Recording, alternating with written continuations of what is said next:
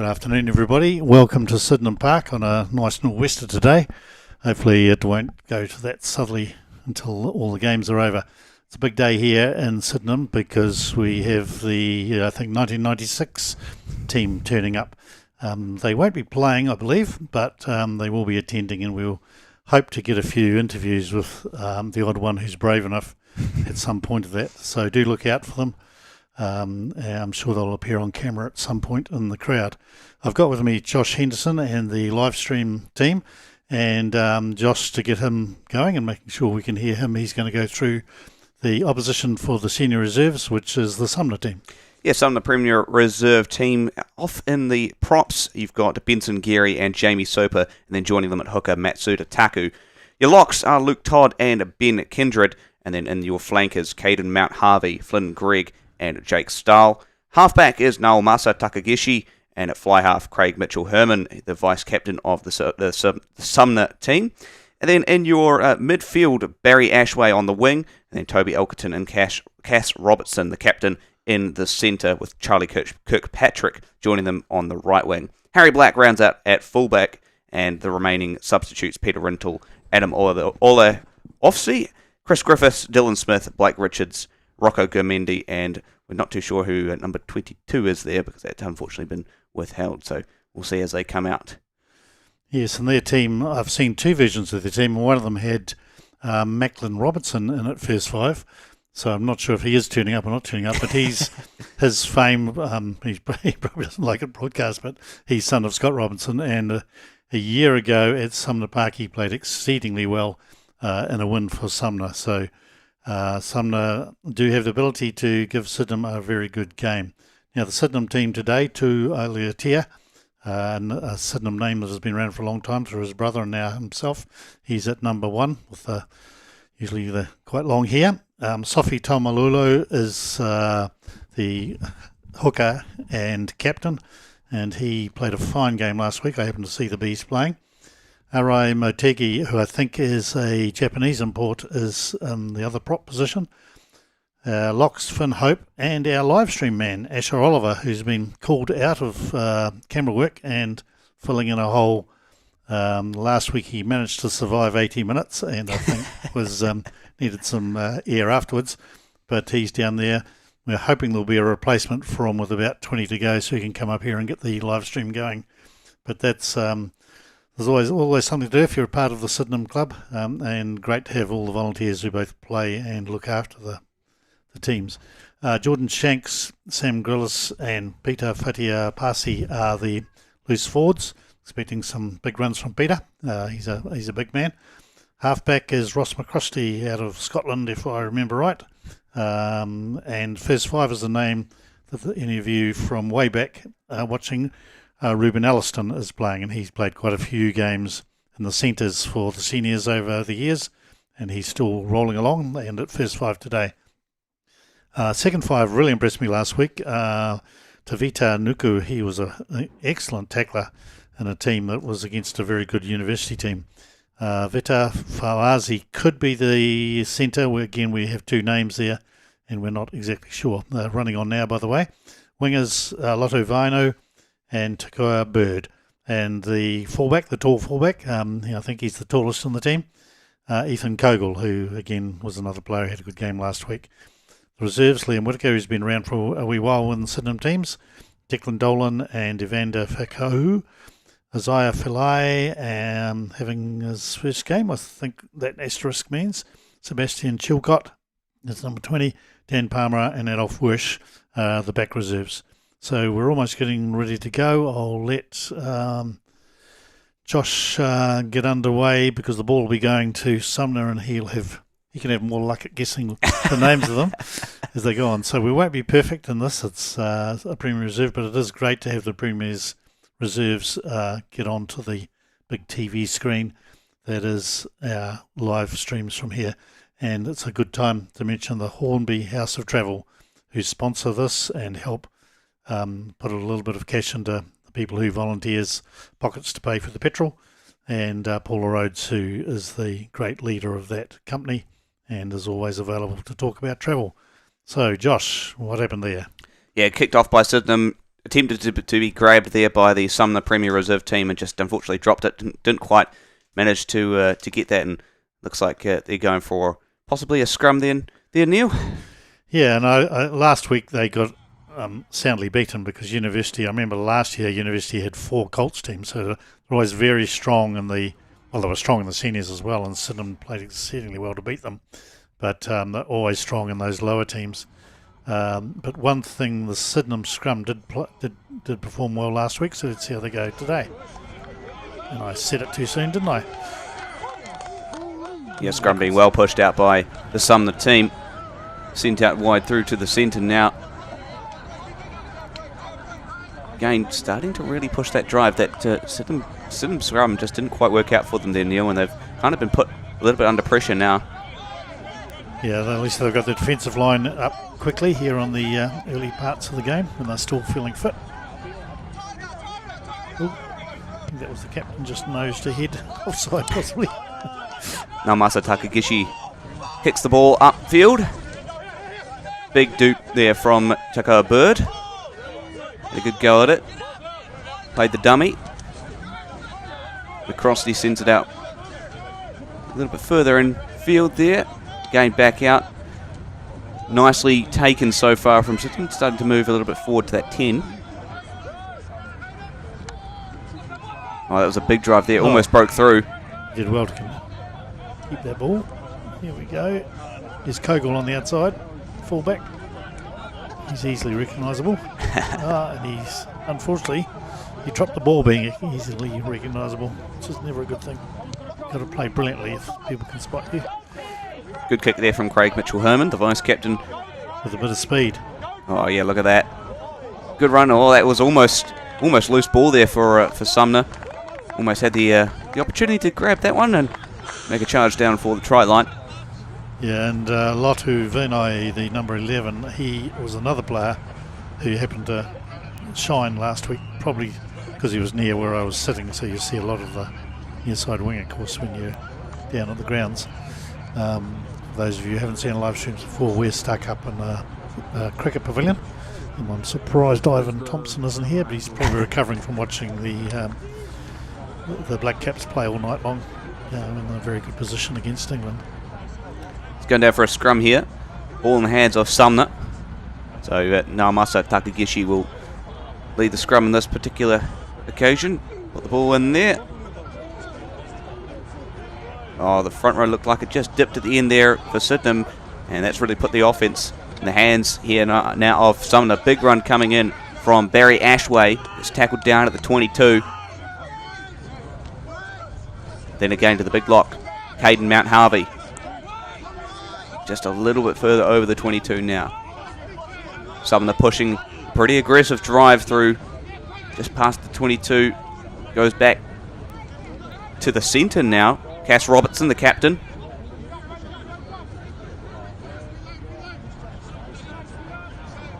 Now going out a little bit further to the left of field. Penalty for us. Yeah, ref giving the penalty there. Captain looking around, deciding his options, scores across the over.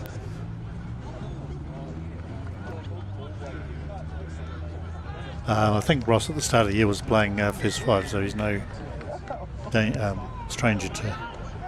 Oh, not sure if he meant to do that, yeah, well, I didn't really go out to touch if that was the goal, well, yeah. I've got to stop talking about people like that. Well, that was a good play. Very, very good kick there from Ruben Alliston. Sorry, Craig Mitchell-Herman. Craig Mitchell-Herman with the pretty nice kick. Kicked it. Nice chip up in the air. Kicked it to himself and caught it. The verse 5s I'm usually criticising here because they don't play the Eastleigh well. Well, they'll have a lot more fun with the Nor'Wester today because it will take the ball a long way downfield when Sumner kick it. So, line out here for Sophie Taumalolo. My prediction is that Asher won't go up in the air because he will be too heavy to lift. I think he'll be doing the lifting rather than the jumping. But some of you don't need to know that. Oh, just missed the ball there. Scramble in the hands of Ari Motegi. He's giving the ball. So that's interesting because 2 Sydenham guys failed to catch the ball, and but Sumner must have put their hand through. Now we've lost the screen, have we? What's happened? There we go, we're back again. Just add a bit of excitement to the coverage. Going down for another scrum here.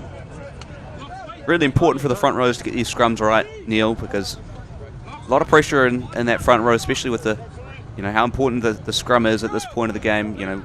Considering 0-0 first 5 minutes, a lot of anticipation, a lot of energy, and especially close to that 22. Yeah, big shunt there by Sumner. Ross McCrosty puts the ball in. He's going to get it, I think. Scrum whips around now in the hands of Sumner. A number of handling errors, haven't they?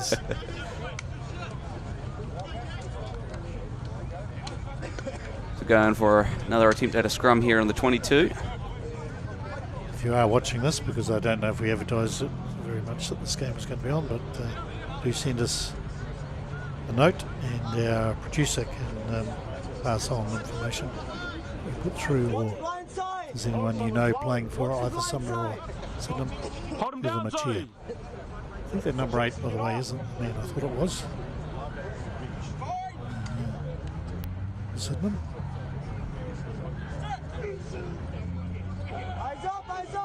So Sumner scrum here, well taken. Back off to their halfback Takagashi. Gets up pretty quickly.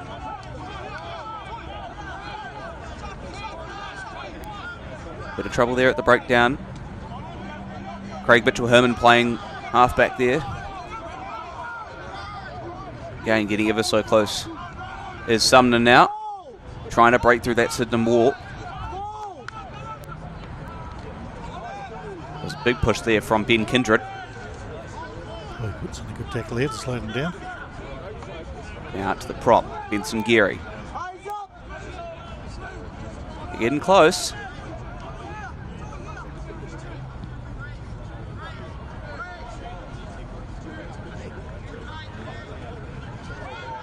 Going in for the try, not quite there, going to have to go again. Quite just short that time round. Oh, they're getting ever so close, aren't they, Sumner? I think Sumner have taken the ball off. Oh, they have too. Oh, Kogel. This kicks. Oh. Handover right back to Sumner, right where they don't want it to be. Yep. Now going for a big push towards the try line. Didn't quite work down just before the line there. Now back to Mitchell-Herman out wide, and that's going to go out into touch. Yeah, I think he was calling a penalty earlier on. Yes, he is. He was suddenly the Sydenham boys put their hands up in the air, trying to feign that they were totally innocent, but he ignored them, and he's penalised them.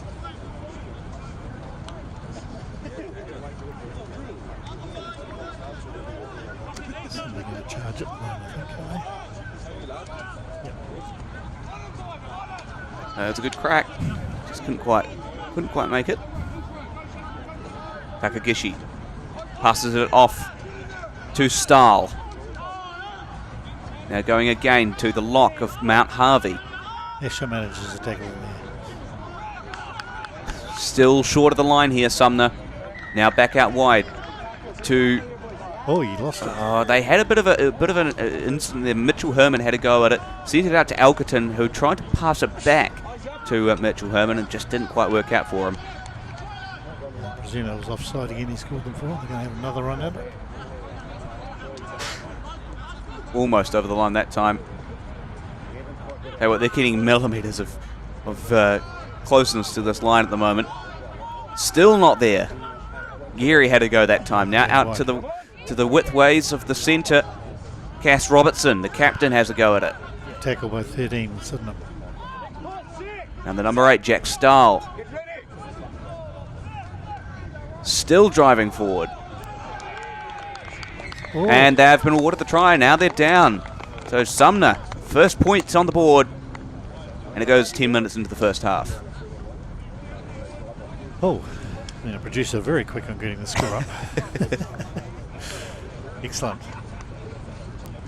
All right, so this is going to put the conversion in the hands of Craig Mitchell-Herman. First 5/8. We don't have a backup scorecard, so we've got to remember to look at this. It's often hard to see the conversions. This one should go over. Keep an eye on the referee's flags. So Mitchell-Herman lining up the kick pretty much straight down the post here. Yeah, just Sam Grillis, number 7 for Sydenham, put in quite a few tackles on those defensive plays there, so good to see a tackling flanker. And very well taken. So 7-0, Sumner lead in the first 10 minutes.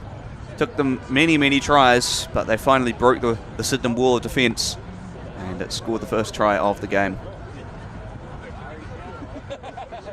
Sydenham back, not slowly, as a counter move to what Sumner are doing, but they do have to conserve their energy in this game. It'll be pretty warm out there, I'd imagine, by about 30 minutes. Yeah, well, 24 degrees already. 24? Yeah, it's 24 apparently, yeah. It's weird being in almost July and we're at 24 degrees, but hey. There's only been one rain in about 3 months. Last week, wasn't it? Nicely taken there by Sumner. Sydenham, though, definitely pounced on that pretty quick. Now Sumner trying to go for a bit of a drive here. Just trying to make their way over the 10. Oh, that was a big breakthrough from Sumner there. Almost just made it through the Sydenham line there. Oh, look at this. Here we go. Big through. Pass through to the wing. Great tackle. Might have been Barry Ashway, that one. Again. Now really starting to get some momentum going as the Sumner team. Passed out the back to Matsuda Taku. And down at 10. Again. And clean passes coming in from Sumner, but Sydenham really holding them at bay there. And another penalty. Yeah, rest ordered the penalty there. It's going way back. I can't remember what happened over there. There was a bit of a maul there, wasn't there, over in that position? Someone must have been. He's pointing at someone. Something naughty. Sure. Presumably must have played advantage there, let them carry on, and then now that's kind of gone in the hands of Sydenham. It's back to where they started. Some look like they've got a couple of quite quick boys in the backs, don't they? That make some quick ground. But to their credit, Sydenham in general are tackling pretty well. Yeah, absolutely. Starting to be a real case of attack versus defence, isn't it? Sydenham just need to be given an opportunity to attack here and show their muscles in that case. Just at the moment, it's really been all Sumner on the attack for the first almost 15 minutes. It's going down for the scrum at the 10.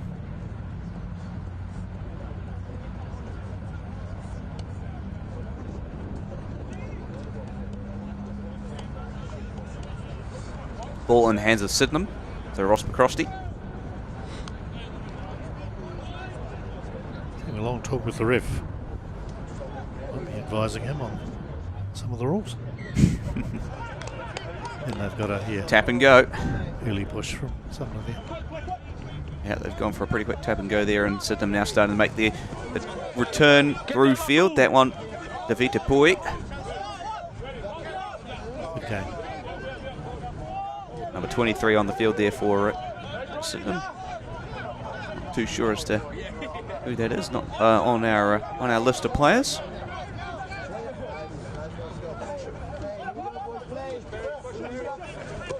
Passing. The big man. Ethan Kogel. Oh, look at that. Nice. Great drive. Big drive there from Sam Grillis. Yeah.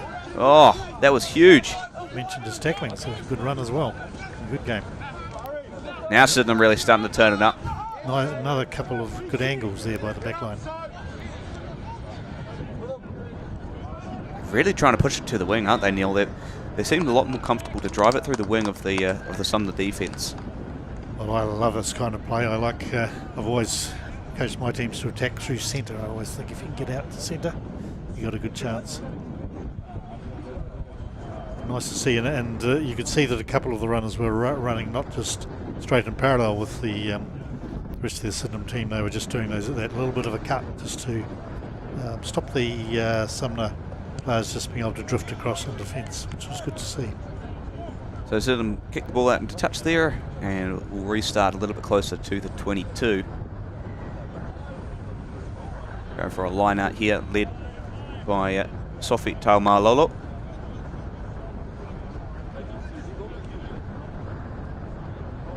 Pretty sure that is Ryan Alliston out at first 5. It's quite hard to see from here, but I think he's got the funny number on his back on his jersey. Well taken by Sydenham there. Back out to Ross McCrosty.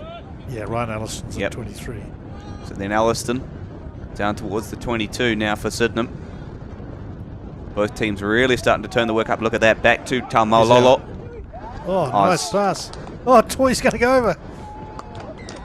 Yes. And they've called the try. There we are. Sydenham get themselves back on the board. I thought he was almost going to stop there as he went over the line. I don't know that Toy scores many tries, I would imagine. I hope his brother's here watching him. He probably played about 300 games. It might have even been more than 300 for Sydenham. He was in the Premier team for a long time. And Toy has been a Sydenham man all the way through. I think he was at Shirley Boys for a wee while, but always good to have these players that give you the foundations for building a team around. And good play all along. The hooker, great run by him. Yeah. Absolutely. Yeah, Taumalolo with a really good breakthrough. Looks like Ross McCrosty taking the kick here. Yeah, as I say, I think he's normally a first 5, but with the need for halfback, Ross has taken that role. So McCrosty going for the kick. Tricky kick this one, very much on the angle. He's kicked it low. That was over, I think. Yeah. Signalled over, wasn't it? I think. Pretty sure they said over. Yep. 7-all. 7-all, yeah. Oh boy, this is really starting to get very, very close between the two teams. I think certainly we've seen in the first 17 minutes here, Neil. Sydenham, once they're on attack, they can be absolutely lethal, but Sumner, if they just keep the attacking pressure on, the Sydenham defence is very hard to break. Yeah, they've played well, both teams. It's been enjoyable already. What are we, a quarter of the way? Not quite a quarter of the way through the game. It's back underway. Sydenham receive the ball. Well down into their 22 though, so got a bit of work to do to try and keep it clean and avoid any position changes. Oh, they've dropped the ball. That's exactly what they didn't need to do. That might have been a knock on there possibly. I noticed Asher did a move there in the ruck of coming in virtually almost from the side, one would say, but we are always complaining about the Chiefs do that continually. So why not do it at Sydenham Park, I say? All right, go for a scrum exactly on the 22 here. Let's see if they can sharpen their scrum up a little bit. Try to score Toi Aulalita. Going in on the front row. All in the hands of Sumner. So this is where they will be certainly going to be lethal.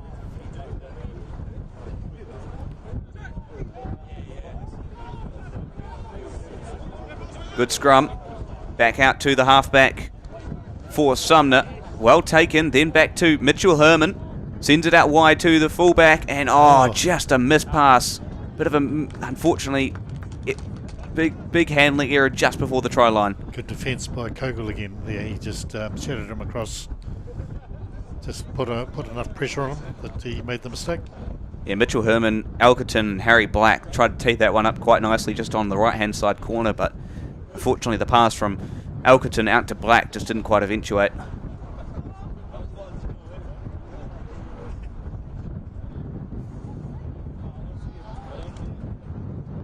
So going in for a Sydenham line out, Sophie Taumalolo. Going for the throw. Oh, it's been intercepted well by Sumner. Now breaking through. And possibly over there. No. Keeping going. Caden Mount Harvey. And he's down. Refs avoid the try. Caden Mount Harvey adds another 5 points to the Sumner score. Oh boy, they're turning it up now. Yeah, they are very keen to attack that line when they get close, aren't they? They're all fencing themselves for getting over, and this time they do. Craig Mitchell-Herman go for another conversion, pretty much smack bang again where his first conversion of the day was too, so certainly getting the luck of the draw here. Teammates really providing some good tries under the posts. Always helps out the conversions in the first 5/8.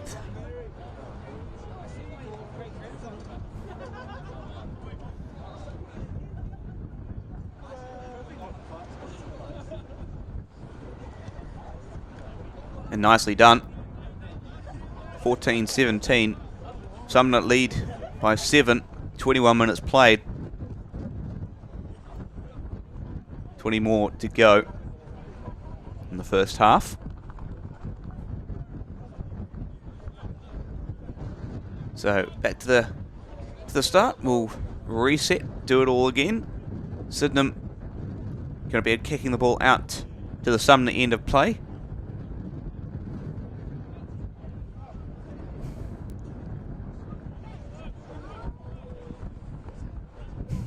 So Ruben Elliston goes for the kick. Taken well by Sumner. Our hooker's got it again. Oh yeah, look at that. Tamar Lolo with the fantastic drive through to intercept that from the Sumner team and make some drive. We're going forward. And back to the right hand side of the pitch. Gillis again.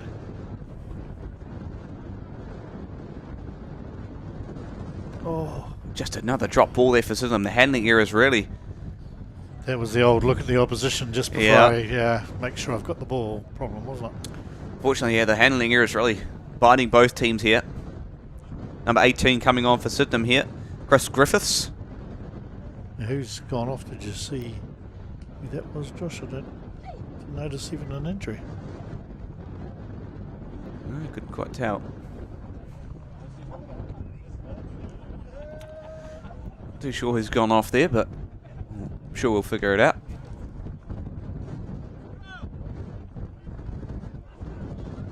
So scrum in the hands here of Sumner.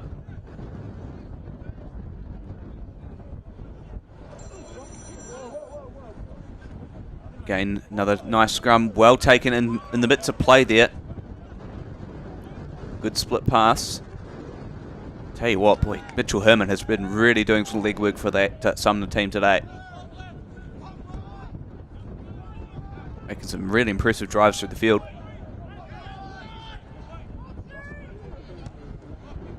Well kicked by Nomasa Takagishi.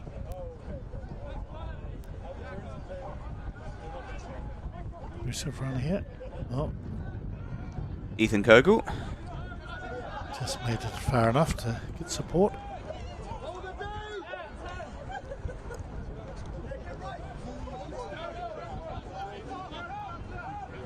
Getting ever so close to that 10 now for the return of offence for Sydenham. Oh, tricky ball, Asher. And looks like Sumner bit awarded the penalty on that one. Scrum, I think. That might be a scrap.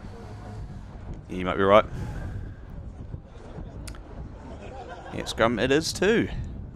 I suppose it's almost the shortest day of the year as well, so you've got the nor'wester to look into and the, well, not quite the midday, but the low sun. Indeed. But far better ground conditions than normally for this time of the year. Probably a bit unusual having 24-degree weather in a winter's rugby match.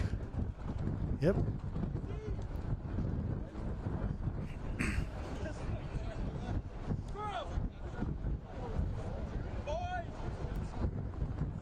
Crosty having another chat with the ref.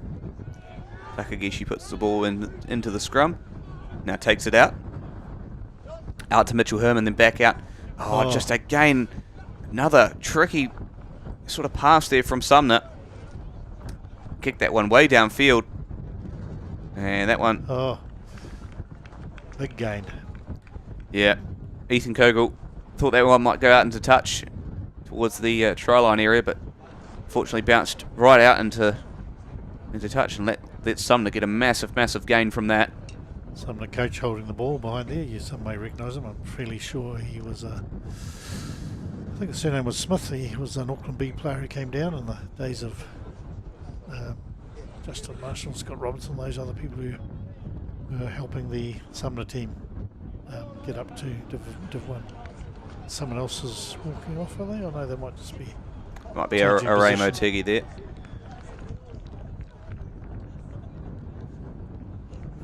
Team prop. Looks like they're prepping Declan Dolan to come on. And yep, there he is. Dolan comes on. And Motegi off.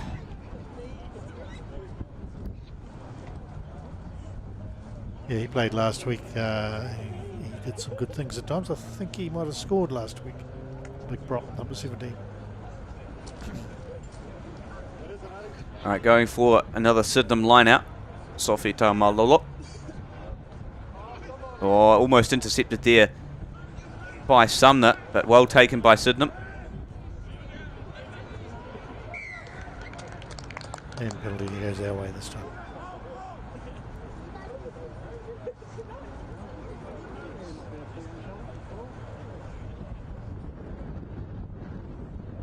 So Ross McCrosty going to take over and get that kick downfield.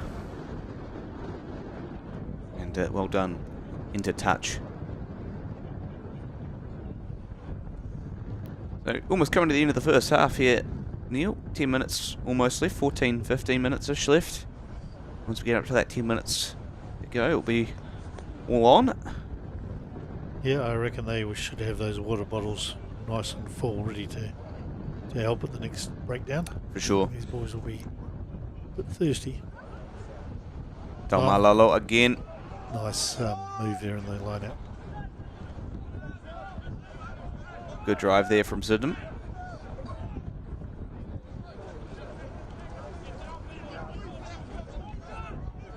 The 7, and again. Willis. And another handling error.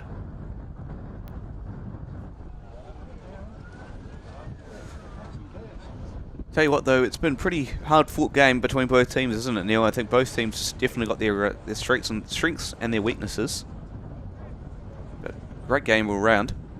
Yeah, if you look at the flags there, Josh, on the top of the... Oh, as I say, they slowed down, but it was it was a strong bit of wind there for a moment.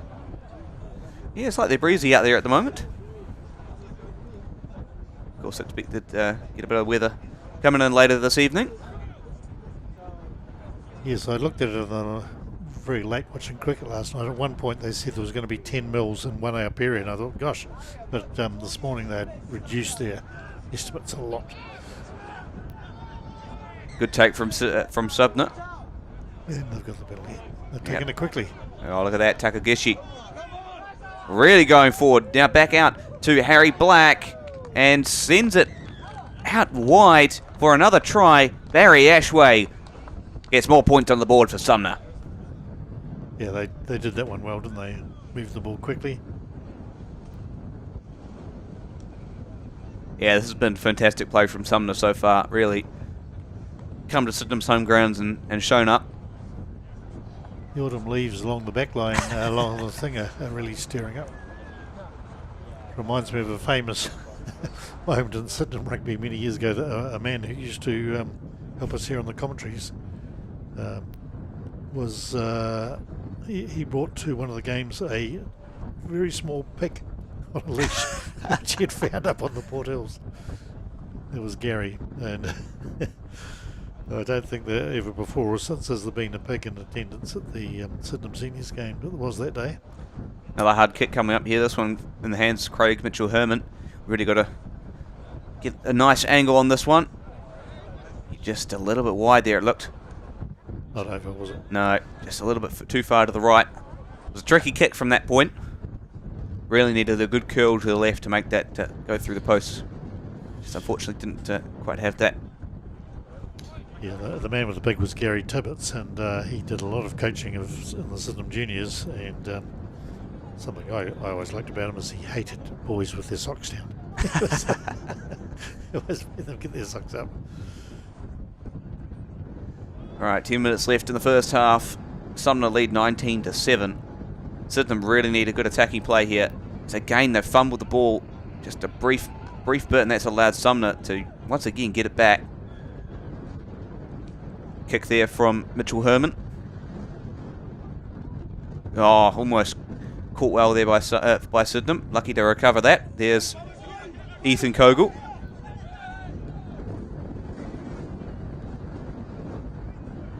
Again, Sumner with the turnover.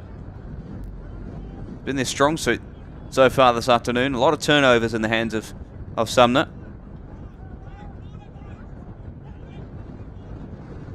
Now they're starting to make a push out right. Oh, bit of a gap here. Chips it downfield. That's Barry Ashway, the previous try scorer. Tackles Ethan Kogel. So going for the turnover again. Couldn't quite make it stick that time. So Sydenham trying to push back at the 22. Now going for the kick downfield. Into touch. No. Well down the middle of the field. Caught by Mitchell Herman. There's not much defence out there. That side. Oh. And that one in touch. Is the ref going to bring him back possibly? Oh, yeah, it looked like it was just going to fly all the way, didn't it? Did it? No, they're bringing them back. Well back. So the gain that Sumner just got there is very much reduced. Yeah, that wind is strong. Gusts. Now as I look at the flags, they slow down again. Very gusty. So Sydenham line out. Sofit Lolo. Throws have been good, but just the pickup has been slightly inconsistent for Sydenham this afternoon. I think you have to say, Neil. It's just a gain largely inconsistent. But what's he? Not straight, is it? Yeah, that might be the case. I think they ref did about 3 different signals here, so I got totally lost. All right, so Sumner again, the big prop. Now back out wide in the hands of the lock of Ben Kindred. Now back out to Mitchell Herman, who sends it back, just not quite a complete pass, sends it to the centre. Now out to fullback, Harry Black. And there's Barry Ashway, who gets taken down at the 22. Oh, again, handling error there for Sumner. Yeah, knock on. Relief for the Sydenham forwards. Yeah, for sure. That one, Jack Stahl with a knock on. So go for another scrum. There's a man down on the line with a very large camera taking some photos of the players here. He might have an eye on one of them. But he might also be someone's brother. A couple of years ago we had a guy who just loved taking sports photos. He'd come down and do lots of photos of the team, which is always good. Okay, so Sydenham scrum here. Ross McCrosty. Early push, that's what Ross is complaining about, I think. Yeah, there goes the scrum, pulled right around. And taken well by Sydenham. Not much defence on the line there. Oh, almost freed his shoulders, didn't he? Yeah. If they'd broken through there, I reckon they would have had a good chance. Here they go. That's Ethan Kogel. Good drive on the right wing. Big push through almost to the 50.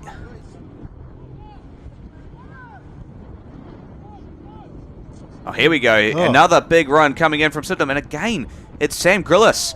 It's getting all the way. No. Oh. It just barges the defenders out the way. Hey, Sam. Oh, has he got that? Not quite. I think he's just short. Very close.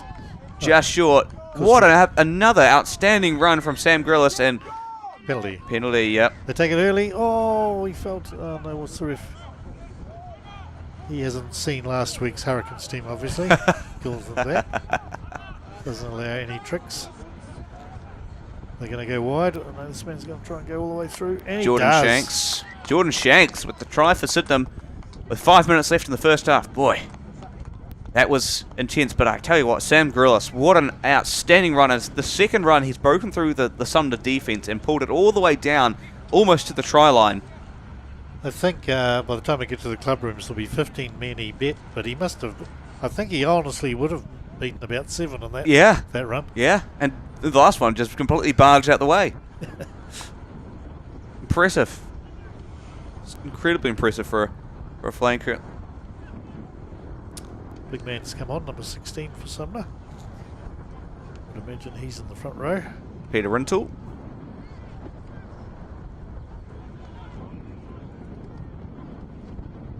So the score 19-12. For some reason I thought it was higher than that, but it's still a close game, isn't it? And you could say, the old days used to say just about any decent win was worth 15 points. So could be pretty happy with their position, I think. For sure, 14-19, just one try short now.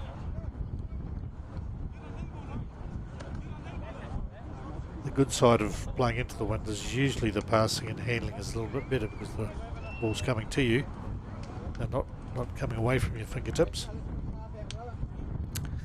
Yeah, wind always something you got to consider, especially when you're making kicks.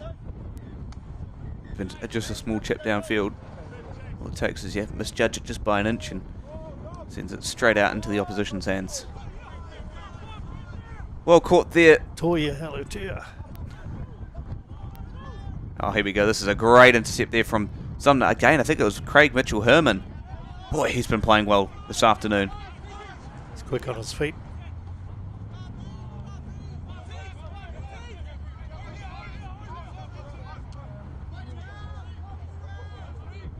They're really starting to make that drive towards the 22 again. It's where they start to become lethal is just once they get, past that 22, Sumner really just start to turn it up. He's given a... Oh, okay. I thought he might have been going to put out a penalty, but it's knock on, I think. Yeah, going for a scrum. Yeah, with the reserve prop on, we'll see how well they go here, but I think he played most of the game last week, as I said, and the scrums went quite well against a strong university team.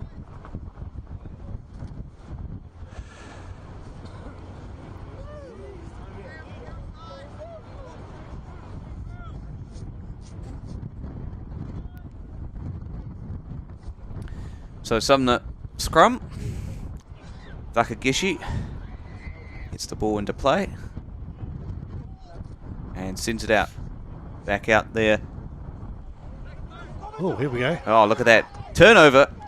Sydenham going for the drive here. Toby Elkerton all the way down to the 10. Sumner trying to get the turnover back. Didn't quite work out for them. Really trying to push through, aren't they? So Ruben Ellison, a little run. He's a strong player. And Declan Dolan had a go at it. Nice pass. Sydenham still got the ball, still going forward. Quick support from their forwards. Good tackle there by Sumner. Stop Sydenham in their tracks. Still Sydenham ball.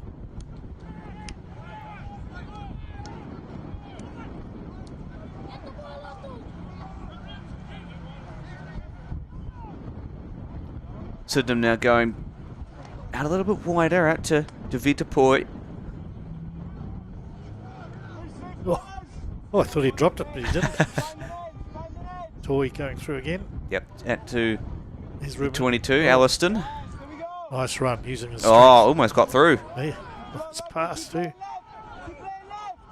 They're really getting close now, aren't they, nice Sydenham? pickup, Oh, nice pickup. is that down? Not Very quite. close. Go wide, boys. Taken Yes. wide and down in the hands of Jordan Shanks. Well, you've got to say, you, as a coach, and I'm not the coach of this team, but you'd be happy with that play again, wouldn't you? They played very well. They didn't drop the ball this time. Lots of little pass-offs just went in. As the opposition came up to the defender didn't die with the ball, got the ball free, and just kept attacking. And there was it's always good to see a halfback or first five combination bring the ball the right way, because they had probably a 3-on-2 at least out this way, didn't they? And well put down by the Jordan Shanks. Ross going to take the conversion. That will put them up by 2 points. So 21-19 if they can get this right. Big chance at it. Seems a reasonable place to take the kick from too. Where's the man with the flags? I can't even see anyone who's checking this goal. Must be someone there somewhere. Oh, that looks good to me. A tiny little flag went up. Must have gone over. 21-19, Sydenham lead. And that is the end of the first half. Boy, it's been action-packed, hasn't it, Neil? Well, for some reason I felt that the Sumner were looking like they were sort of going to control the game and take over. And not that Sydenham hadn't been tackling well, but they just got those couple of tries. But gosh, Sydenham have had the best of the last 10 minutes, haven't they? Oh yeah, absolutely. They've been fantastic. Sumner really started out at the gate well, and then Sydenham just fought back pretty nicely. And yeah, a couple of good tries. I tell you what, there's been some good players on either side. Craig Mitchell-Herman on the Sumner side, and Sam Grillis both, performing incredibly well for both their teams. Yeah, and I like the Sydenham inside backs are getting the ball out. They're not hogging the ball and just keeping it to themselves. They're freeing it when necessary and giving the outside backs a bit of a chance, and it's gone well. I think they'll be very pleased. I'm not sure where they are in the competition, but it's pretty low, and they would be pleased. Last week they played a very strong university team who obviously had a few players who are Premier players, I would imagine, that were just coming back to the fitness or whatever, and a couple of them could make breaks. It's very hard for a level 2 player to contain, but they did show a bit of fight despite the scoreline last week, and it's good to see them now getting a bit of victory. Their nostrils perhaps if they play like this in the second half. Well, I think it's still very close to call, isn't it? I mean, someone has been playing well, Sydenham's been playing well. Another 40 minutes to go. It could go anyone's way, that's for sure. Just looking at the reserves bench, I suppose they're out there with them, but I'm not sure that if the team from Sydenham have got that many that haven't already come on. Yeah, a couple of players have already come off early into that first half, so we'll have to wait and see.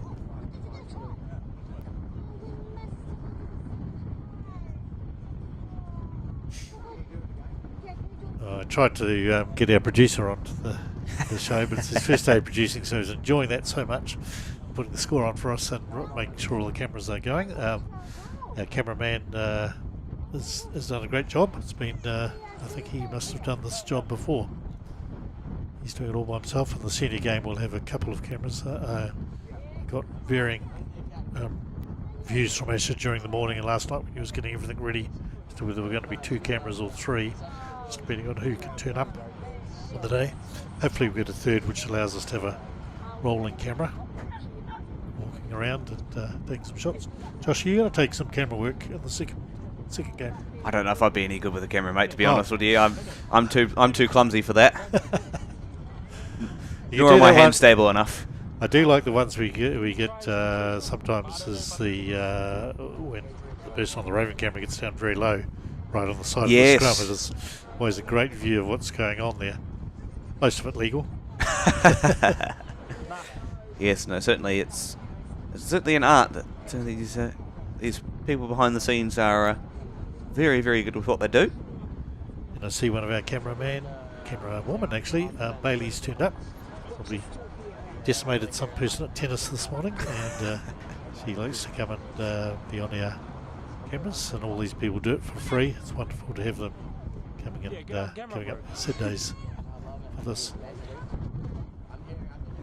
Should be their last game streaming here for the season, though, Neil. So, well, I imagine it is, because before last week we were sitting in 10th, I think.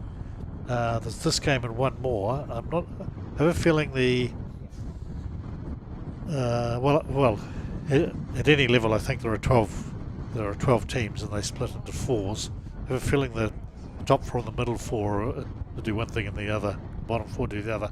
So there could be, just depending on where you land in those numbers, there could be a home game left to go.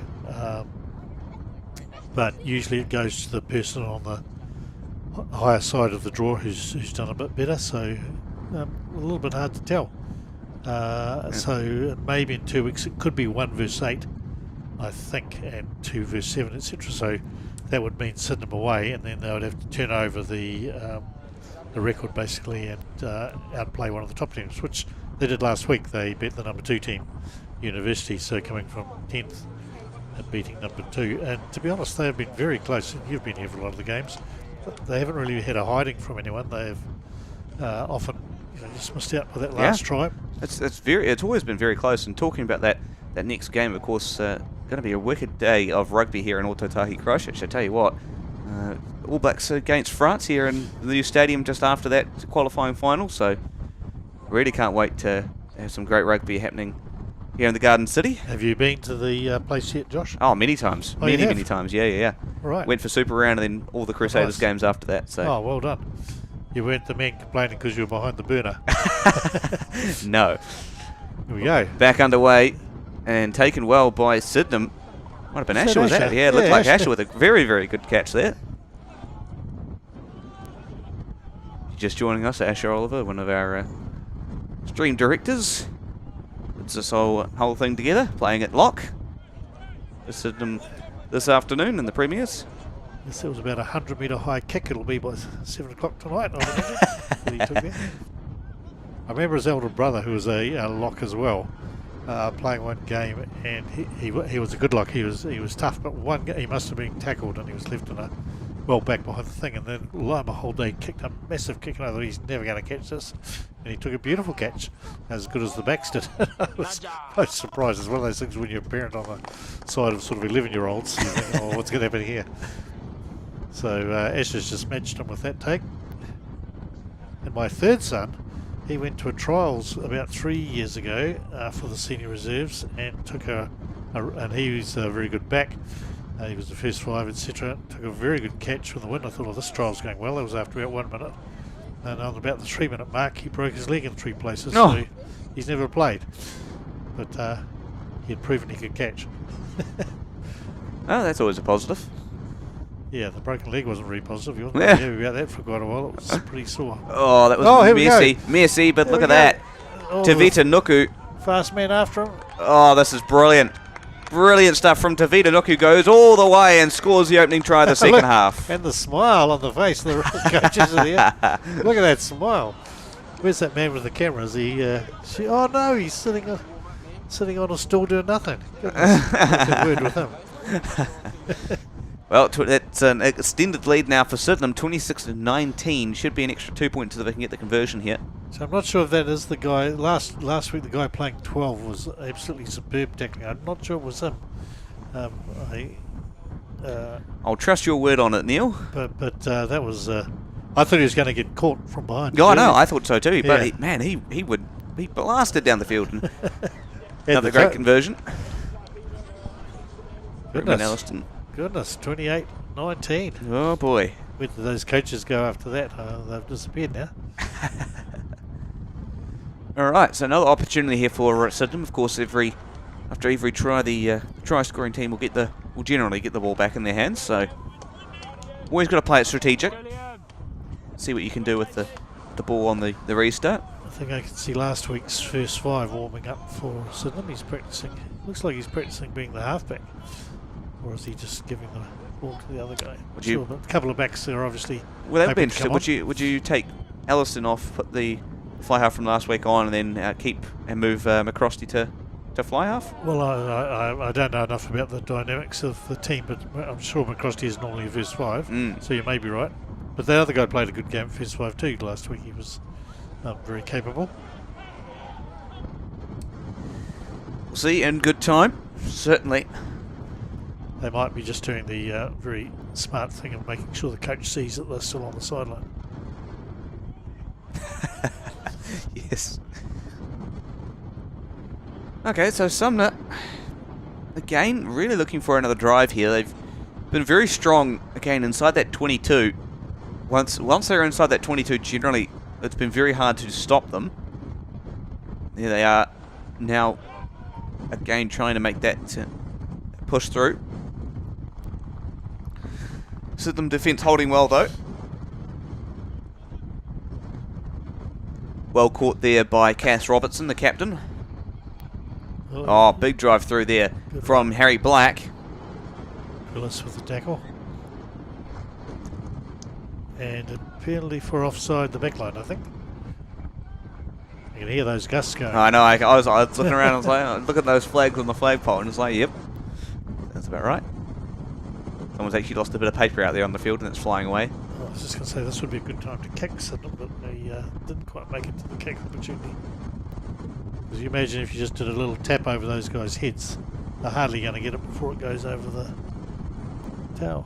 Oh, there's a flag just gone down over there. One of the advertising flags has departed. I hope we're safe in here, Josh. Not like we're inside a building while the others there are all outside. Going for a scrum. 45 minutes into the game. 5 minutes into the second half. I've got a puzzle for you two guys. Oh boy, here we go. Sydenham Rugby. We're in the cricket pavilion, and one of the famous, there's a very famous Sydenham cricketer who you would have heard of, New Zealander. He also played for Sydenham under-18s, and the year he played, he's a tall man, there's a clue. I'm fairly sure they won the competition, and you can guess what position he played as well, but you think of who's tall and who's a very good player from Sydenham. In cricket? Yep. Ooh. You're getting me thinking on I'll that give one. you another clue. He was a captain of New Zealand. Not Kane Williamson, is it? No, but just before him. Oh, I should know this too. I think he runs some of those Indian teams. He manages them or coaches one of them. Yeah, my cricket knowledge is very limited. Oh, if I said his first name Stephen, does that help him? Not Adams, is it? No, wrong one. I was Stephen Fleming. Oh, okay. And I was once on the, my claim to fame for him is I was once on the Sydenham committee, and his mother was on it as well, who looks just like him. Oh, right. But Stephen, because he's got great hand-eye coordination, even though he's quite tall, he's probably 6'3" or 4", he played first five. Oh, wow. In the Sydenham under-18s. It's amazing. I've watched it, Lancaster Park. I've seen Chris Cairns play first five, and Rod Latham, who's Tom Latham, the current captain's father, played first five for. Oh, that was Canterbury good team. interception there. Sorry to interrupt you, Neil. No, it's all right. Really good interception from Sydenham there. Takoa Bird. Luckily for Sumner to recover it. But boy, very good defence. And up for the referee. Turnover. Yep. And the captain points down the touchline. And we just don't want the first five to make a mess of this and send it over the dead ball line. So we'll probably be a bit gentle with this kick, I'd imagine. Now those flags, they're still rolling along, aren't they?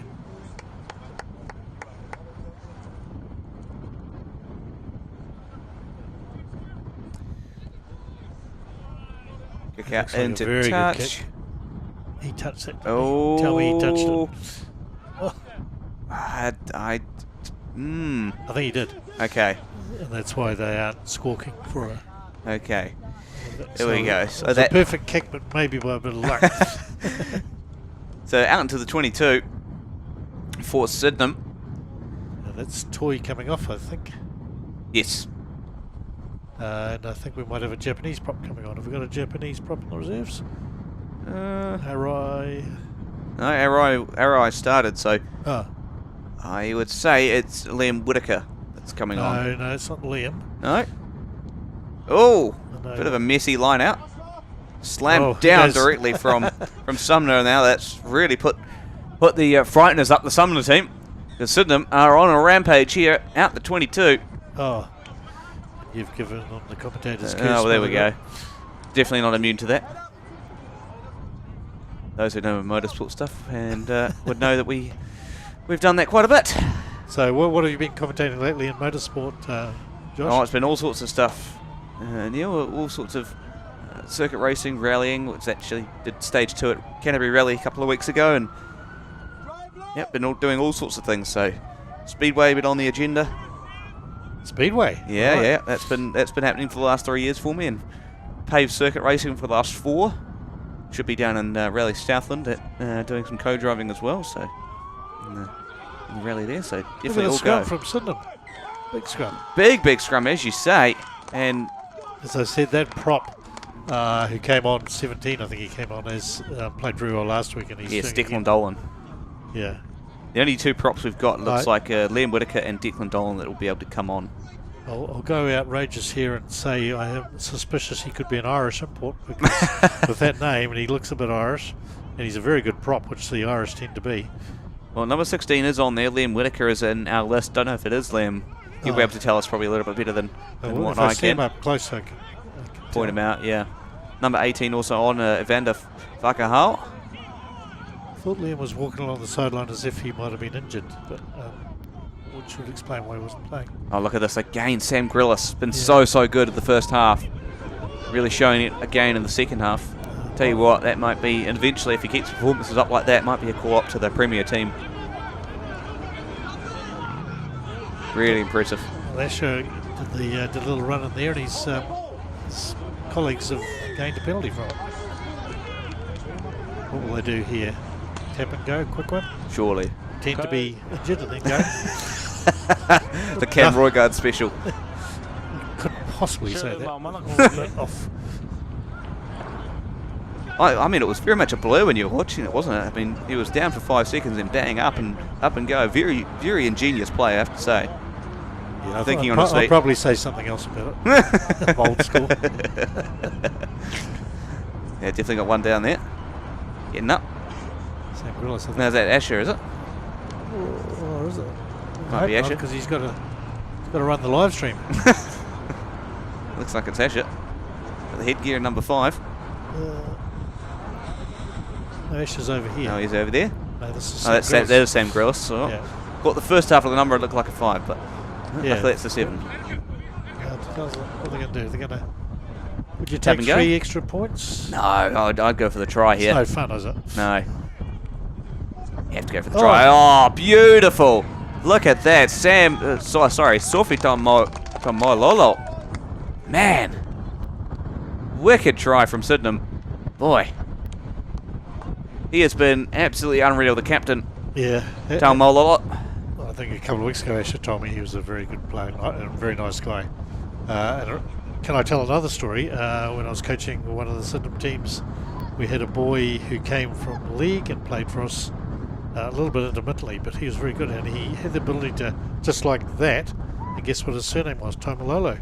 And another thing about him was he was the under-12s or something boxing champion of New Zealand. So I wonder if he's a relative. And he was one of those, when you're coaching, you're playing with a lot of them in the practices, you could pick some boys who just sort of knock you into next week when you're just trying to defend to help the defenders, in a practice situation. It's just some people with power. And I would say that's our number 2 for Sydenham. Well, after an early advantage on the Sumner side, Sydenham really starting to clap back. They are, aren't they? There really hasn't been that level of attack from Sumner. They've perhaps just tired a bit. So seniors are starting to warm up. Grillis goes in for the catch. Asher gets it, and the big pass. Good chip downfield. Well, that might go out into touch here. Just. Oh, that was just out. How good. Great kick.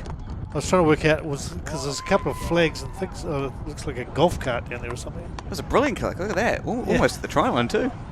Boy, Sydenham are on an absolute cracker. Yeah, well, Mr. Alliston was a pretty good player in his time at the. I presume he's in his 30s now.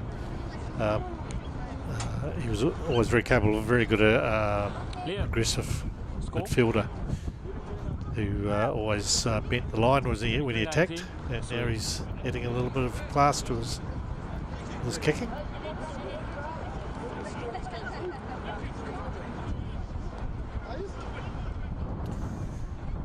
Okay. What's going to happen here? Go short to the front, do you think? For the wind? Yes. Picked by. Oh, was that down? Was it down? Oh, that looks like a try. That looked like a try, yeah. But what's he doing? Is that a penalty sign? What's he doing?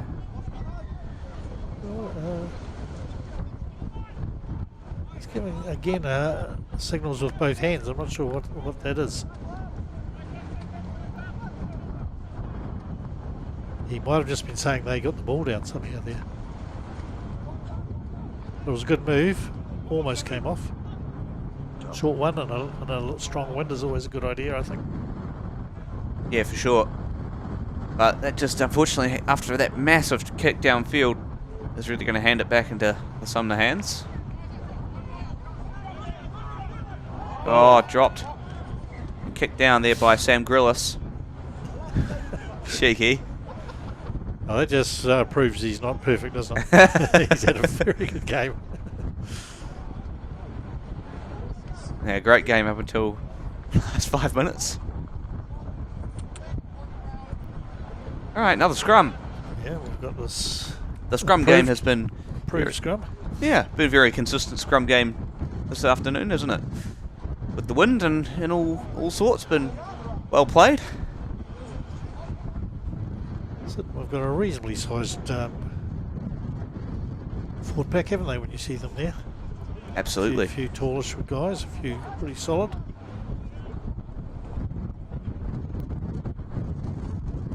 Okay. Sumner going for the scrum.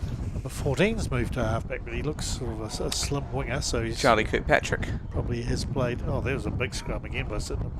Oh, big drive around it goes. Oh, taken down. Sydenham. Who was that? Boy. Asher manages another tackle.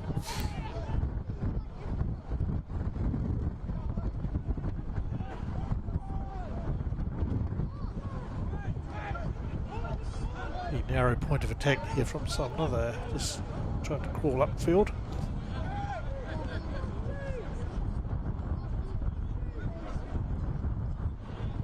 We've had his hand up there. I'm not sure what that was for. See how high the ball bounces on the hard ground there. Oh, here we go. This is a run from Sydenham. Sends it out wide to Kogel, then back to Great Bird. try. And again, fantastic stuff from Sydenham. Takoa Bird with the try. He did a vertical dive there. Boy, this has been just straight domination in the second half from Sydenham, hasn't it? Whatever they got, I don't know what they put in the oranges, I tell you what, but man, that has been... Well, they started about 30-minute mark. They started coming right in that first half, and they've just turned it up. Yeah. What I'm liking is the timing of the passing, Josh. You know, the second five he put speed on and then passed. Absolutely, Great to yep. see. Yeah, these wingers in the reserves have been very, very good. Tavita Nuku and the Koa Bird. Been some great passes, tries, and interceptions from the three. Where was I going with that? No idea. The two wingers there. So 57 minutes into the game. I wonder if they're going to bring some reserves on.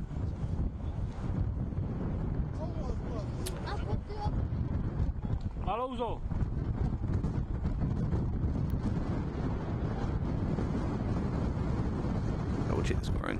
I'm a bit unsure whether the conversion was over or not. So Grillis goes way in the air with that one.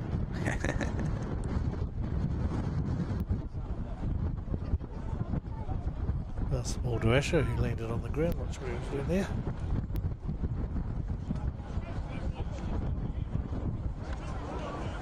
Once we know if that conversion was good or not, we'll let you know. So who you going to be behind on this horrible moment when you have to pick either the Hurricanes or the Chiefs tonight? I reckon. Ooh, it's hard, isn't it? Because which one are you going to support?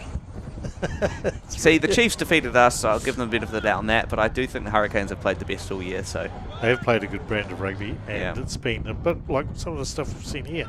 That using their backs well. using more than just one line of attack, I like seeing. And I know that Dave Rennie said that's what he wanted to see too. So Yeah, for sure. Themselves a lot of good by. Oh, here comes Sumner though. Season. Oh, look at this. Straight out wide to 20, and he gets pushed out of touch. That's Blake Richards. Kogel over there nicely. But yes, on your point, they have played very, very well. They've got some great players as well. Whihi Whinianga Norfolk, 16 tries, one more, and he's equalled the record. I mean, phenomenal season from him. Josh Morby not too far behind either. Yeah, there's a few quick boys. It's going to be interesting to see who runs down who in the game. Yeah, well, I was talking to one of my mates who's a Chiefs fan from up north. The battles within battles we'll have from that game. I mean, Kairantai Moifala against Whinianga Norfolk is one of them. Mackenzie against Ruben Love. Roigard and Ratama. Yeah, I was a bit annoyed that the first 2 Chief tries came from guys from the Crusader Academy. region. Yeah. Yeah, Isaac Hutchinson one to watch for sure out of He my runs alma well, mater, doesn't St he? Bede's College. Out of which college, sorry? St Bede's College. Yeah, St Bede's, yeah. Yep. Certainly Pity he developing. plays from our seniors, but never mind. Certainly some good players that develop out of St Bede's. Yeah, and Sydenham have a bit of a was a good tackle by someone. Who was that? Flynn family, for instance, went to St Bede's, or a number of them did.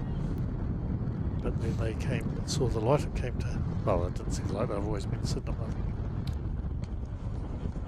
There'll be a few of them here today, I'd imagine, with this reunion, because around that time that was 5 Flynn's played one of the senior games at the same time. What do you think we will have for the reunion here?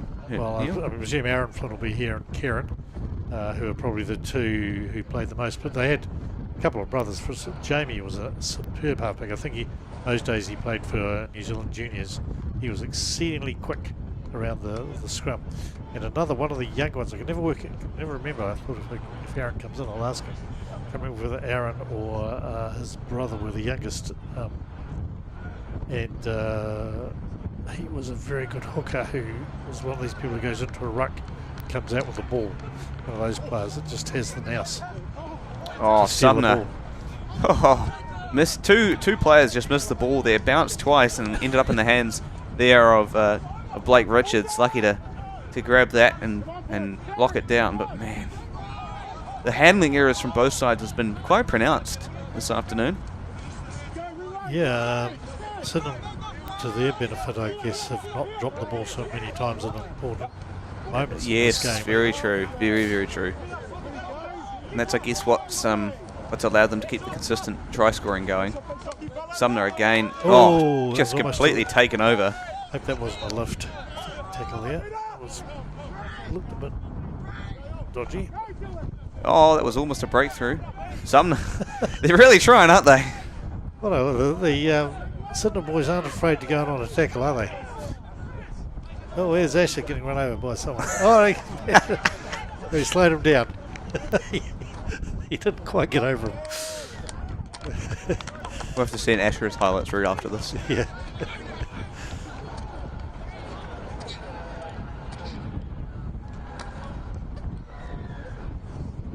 Great game rugby though, isn't it? Absolutely. Watch at the level above the top, and it's still a great game to watch. Yeah, 100%. One of the best games you can watch. Yeah, and I love it. The well-known fact that you've got short, strong guys who are just as important as the fleeting guys in the back line. Although the fleeting guys in the back line never admit it. But you can see the effect of the effect of this prop who came on in this game for Sydenham. He's turned the scrums around, and Sydenham seniors have got a new prop, John Kelligan. All right. I think has come out of Ireland, and he's as big as those Irish props you see in the Irish team, and he has made a big difference to the scrum as well. Yes. I know it's an 8-man scrum, but having a big corner post is valuable. You'll see him this afternoon. He's Alliston. It's the old Ryan Alliston. The handoffs on people. One thing that I do think that I do like about Union is the scrums, the lineouts, the rucks just make this game so dynamic, right? Yeah. It's what makes this game so good. It opens up the try scoring opportunities rather than straight run, pass, straight run, pass, stop. You forgot the kick every 6. Yes, exactly. Oh, look at this run. Oh, this is brilliant. Tavita Poi. And straight down again, Sydenham. Man, they have been on right real form. Is that his third? It might be. Let's See have a the look. smiling assassin? He got a bit hurt, I think, there, so he's not smiling quite as much. And to confirm, they did convert the last try as well. Right. So just having a look at the some of the try scoring so far. Sydenham got the points from Oaleta. 2 tries to Shanks. Nuku with 1, Tomar Lolo with 1, and Bird with 1, and McCrosty with all the conversions in terms of Sumner.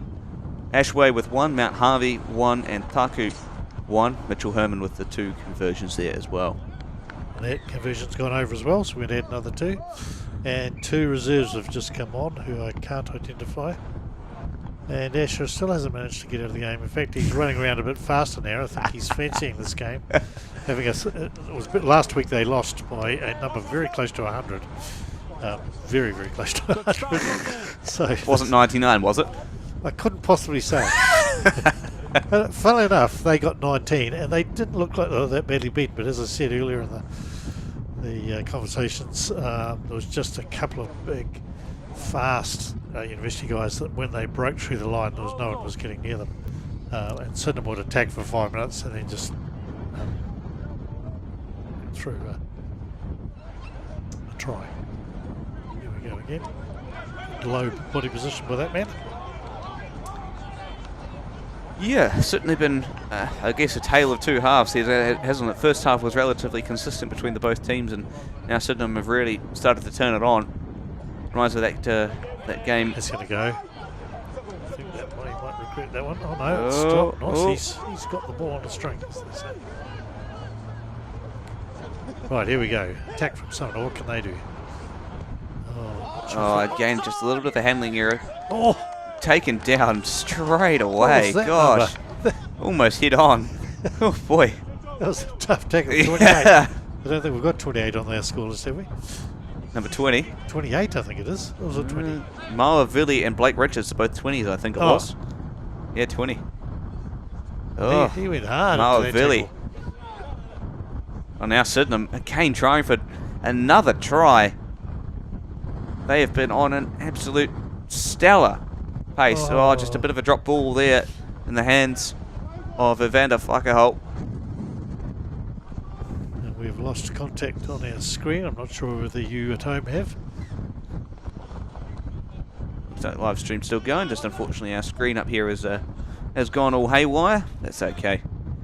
We'll keep calling the game as we see it, Neil. We'll just tell more lies about who's scoring the corners because we won't be able to see. Tell you what, this has been certainly very, very good game from Sydenham. Very impressed in their second half performance. As you say, they generally woke up, I guess, in the latter stages of the first half, and then it's just been all guns blazing from there. I've seen another of our live stream team who's coming here for the Premier game, and she looks very sore with she leans on a. I don't know what's happened. Looks like she's been playing rugby. Just watching some of the Premier team practice here as well. Some pronounced passes going on. Going to be threatening. Must be the backs because they look quite small, those guys. Chance to stand up, and the seniors have arrived for Sydenham as well down there.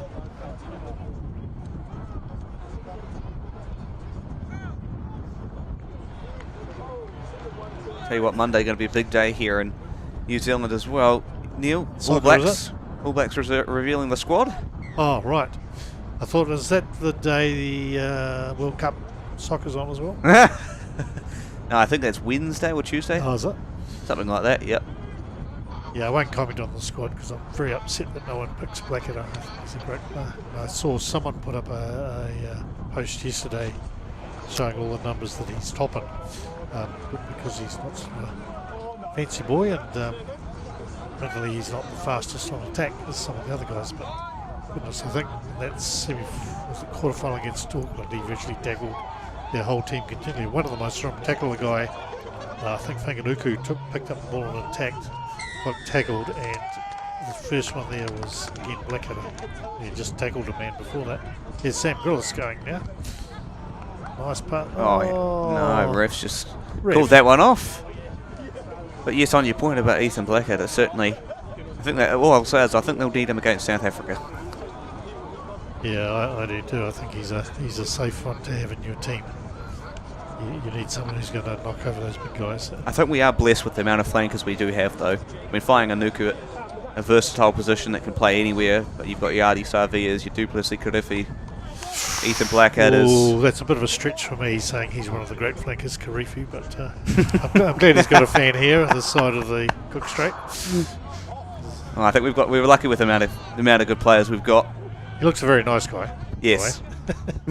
He's usually smiling, which is good. That's what rugby's about. Big yell by the supporters there. Yeah. I think they trying to influence the ref, but he's seen a knock on, I think. 10 minutes to go.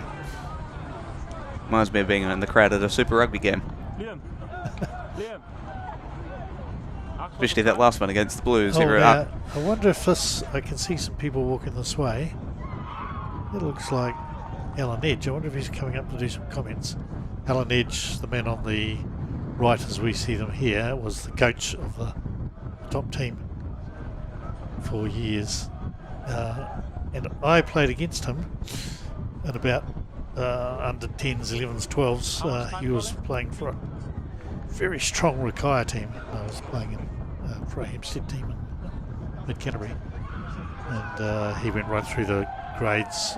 Mid-Canterbury, always a Mid-Canterbury rep, played for the Mighty Men of Mid when they were beating Canterbury. Very good rugby player. And his son, I coached him 1 year, and that team won the whole, they were the top under, I can't remember if it was under 12s or under 13s, but the top primary school team in Canterbury. And, Ollie Edge was a very good player on that team. Go for a scrum.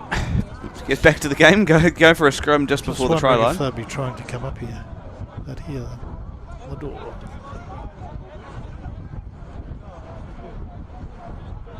So Sydenham looking for another try.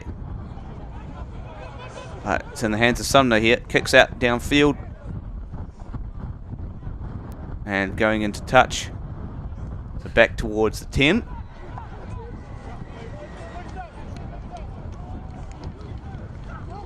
We have another reserve coming on. Number 21. Daniel Palmer. What's he doing? He's kicking the fullback off, is he? No, what is he doing? Oh, he's the guy who played first five last week. He's a pretty good player too. Ah, cool. Asher's still not going to be able to come for live stream duty. He's a big man running forward.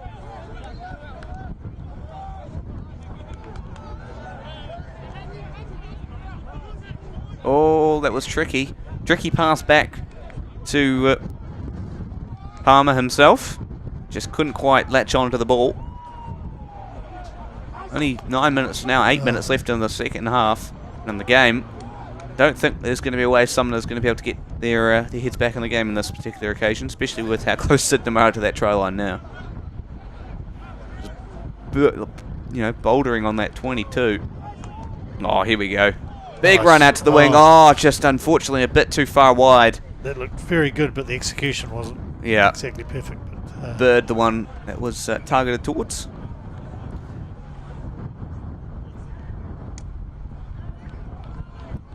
Props are strategically walking over. They have done pretty well, both teams, to play in this heat, haven't they? Yeah, absolutely. I think Not both like teams those have, soft soccer boys who are having breaks, aren't they? Because they're in some heat in San Diego or somewhere. yeah, you know, both teams playing very well. Here comes the Hawk captain. Made it to the scrum. Number 18 has come on as the lock now. He's there with Asher.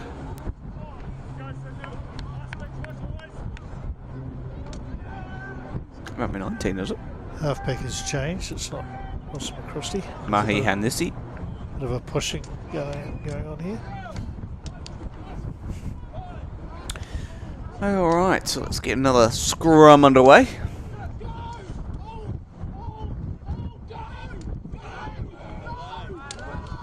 Big push from Sydenham, taken nicely by Sumner. Tried to break the defence, had a brief gap, but that closed very, very quickly. Looks like a penalty won there by Sydenham. Pretty happy about that. Unlucky, bro. That's the ref's doing a big talk, and Sam isn't happy about it, but we've got the penalty, so probably better to walk away, Sam. Oh, that's an interesting kick. I thought he was going for the touchline. Some man there did a sidestep into his own man, and so he slowed him down. He'll be having words later. Oh, Taken down, Asher. yeah, Asher takes one for the team. Now being caught there Oh, by Bird. let's see. Oh no, he's giving the penalty to Sumner.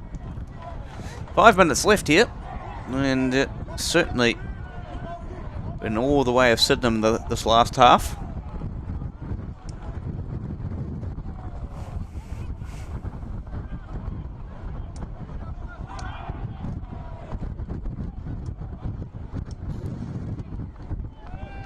I've got an embarrassing moment here. I see someone out there I think's my wife.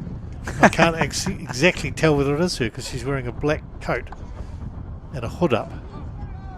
But she might be here trying to tell Asher not to play such a dangerous game.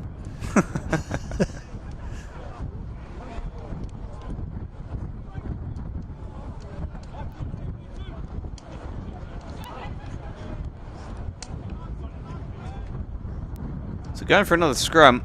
There've been a lot of scrums inside the between that 10 and the 22 marker in this Sumner half so far this game, hasn't there? Well, poor old Sumner, how much time would they have played in Sydenham 22 this half? Hardly I any. would say maybe 5 minutes max. I don't know. Yeah, they'll be struggling to find the 5, I think. Yeah, That's generous. Winter has taken a toll on their attack. Here comes Sydenham again. A little dummy. Oh, this is good. Good dummy. Had to, fortunately. Halfback fighting for that ball again. Yeah.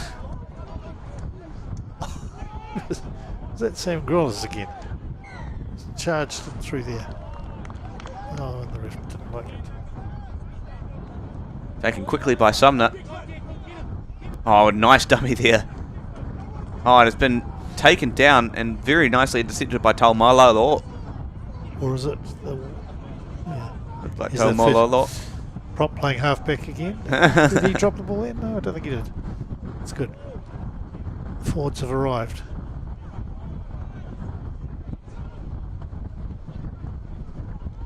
Oh, what play! This is Second great line passing. of attack. Great passing. Out now to the wing. Sam Grillis. Oh. Just didn't quite. It looks like might have got pushed out of touch possibly there. And for anyone watching, note that Sam Grillis is showing the right way to wear headgear. You will wear something that is very seeable when you have a good game.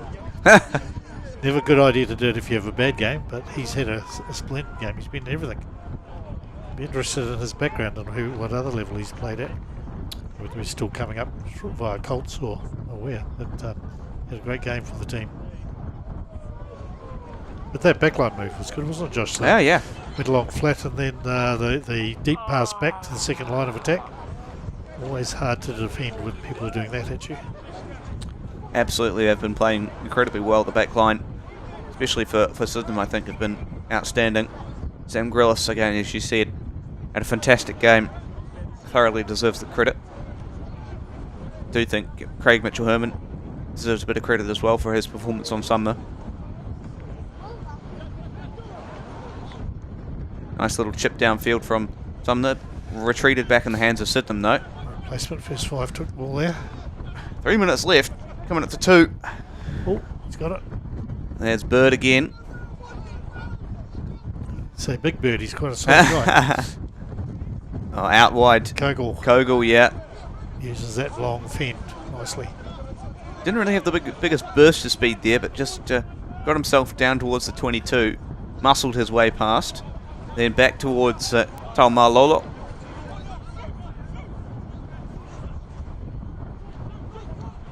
Again, really starting to formulate some attacking play here. better defence that time from Sumner. They've broken them down, but he might have not gone just a tiny bit. Yep. Yeah, I think the chance of Sumner to attack on this occasion is well and truly over, unfortunately for them.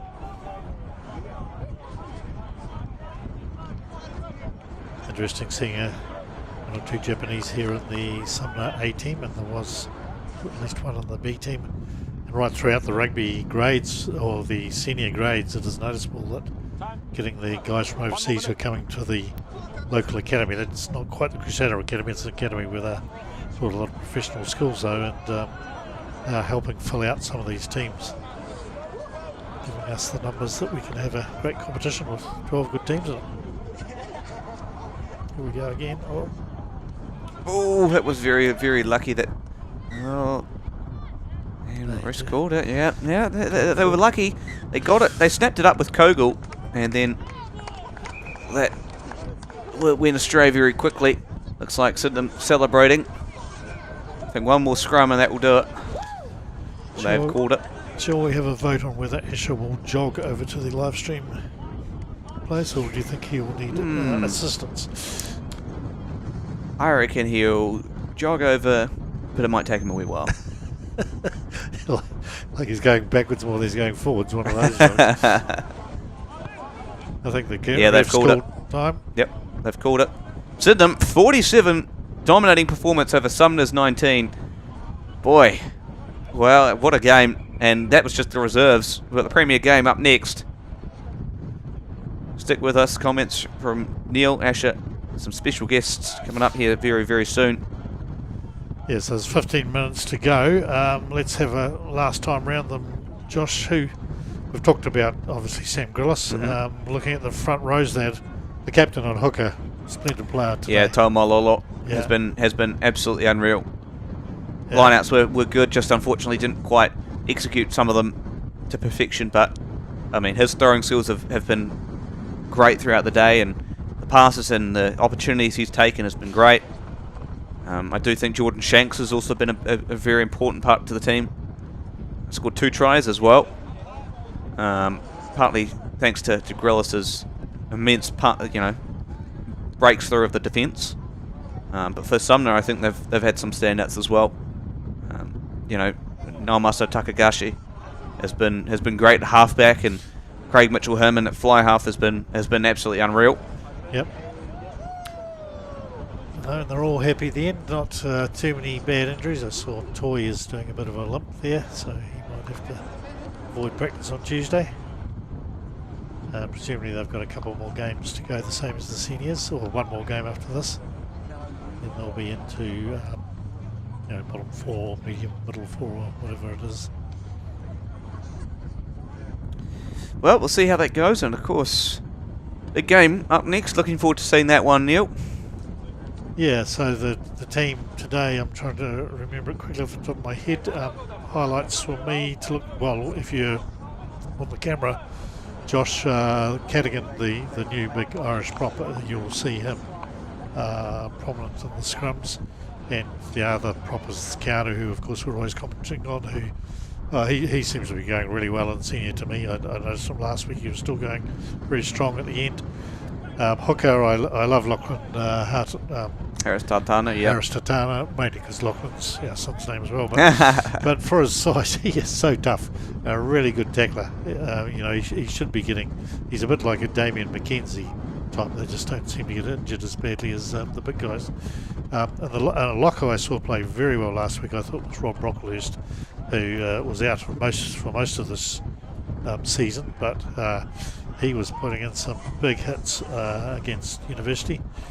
Harlan Brown has been in the team all the way along. He will be the lock today as well. Flankers, I can never remember if it's is it Fletcher Dew playing number 8, I think, today. I know who's missing today, who played well last week, is Seth Craig. I didn't see his name on the sheet. He's quite a tall boy, and I think he's quite a player for the future for Sydenham. Tarsi Tawali as well. Fullback. The fullback today is well, the funny thing is we've got Derek Stowers. He's probably the 5th best fullback, but he's a very good fullback because ahead of him in the line, if you count Curtis McDonald started as a fullback, you've got Logan Williams from New Zealand under 20.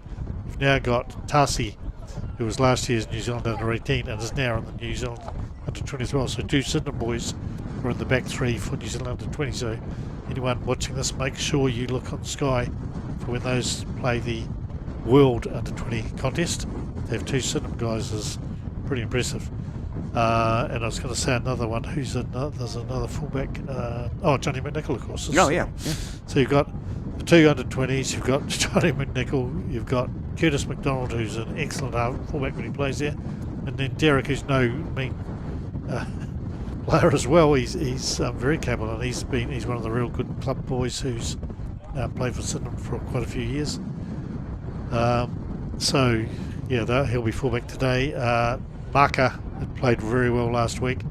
He one of his runs, I think he did a very whanganuku thing of sort of steamrolling his way through guys who perhaps were being a bit reluctant to tackle him, and then the last one, who was dead in front of him, he just knocked him completely backwards.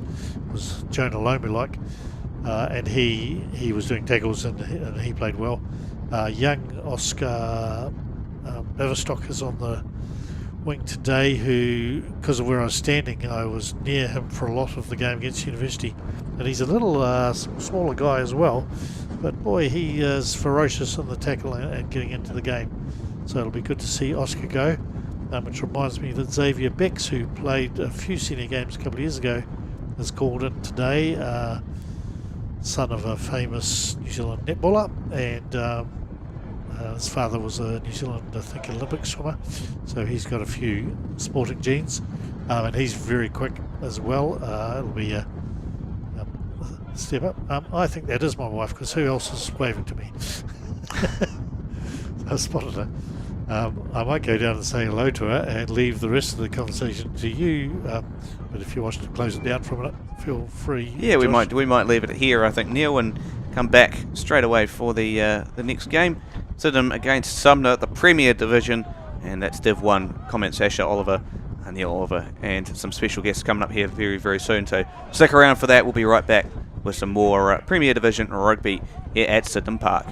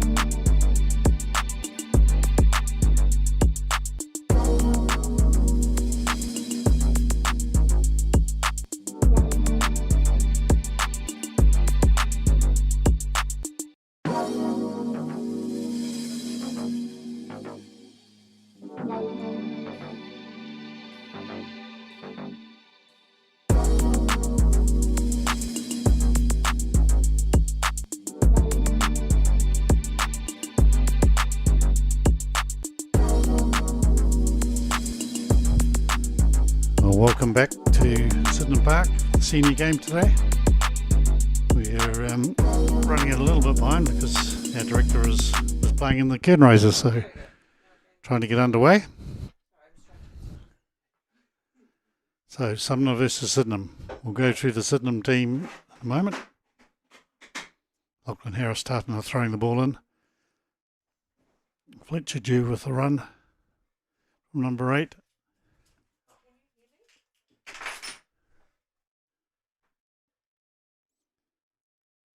Big run by Sumner. Not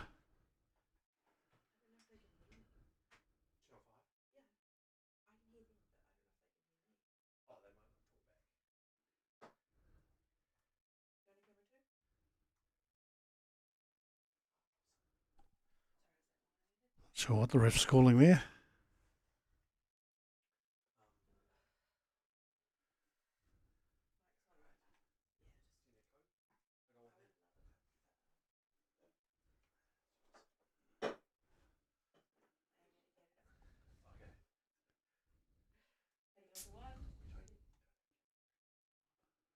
So Sumner with the knock on, I think. So Sydenham to feed the scrum now. Silas with the ball. Asher's trying to get a breath back before he joins the commentary team. Good solid scrum. Oh, strange pass here from Silas, and the big clearance kick comes in from Max Hughes, back from Japan to play. He played last week as well, got injured during the game against University, but looked quite lively in the hour or so he played.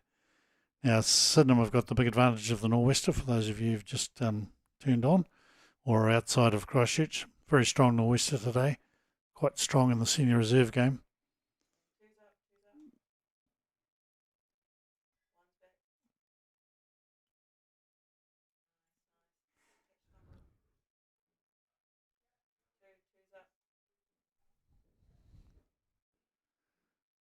Sydenham win the ball off Sumner. Hughes cross kicking. He doesn't want to kick too far deep. It'll go over the end, and it has gone over the end. So all these kickers, hopefully were out there earlier, just realising how strong that wind is.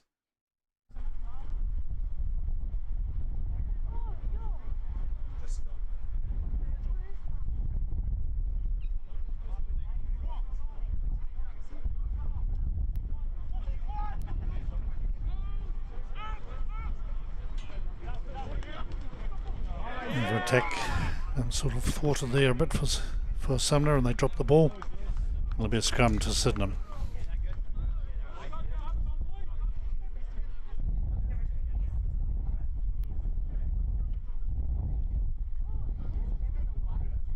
A couple of technical problems, so Asher is just running something out to the cameramen. Meanwhile, scrum time.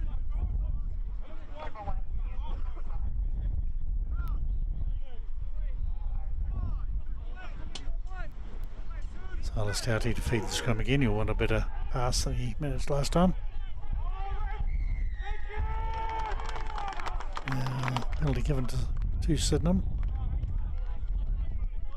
Hughes has a look at the touchline. He'll be thinking about how much oomph to put into this kick. He won't want this one to go over the corner line.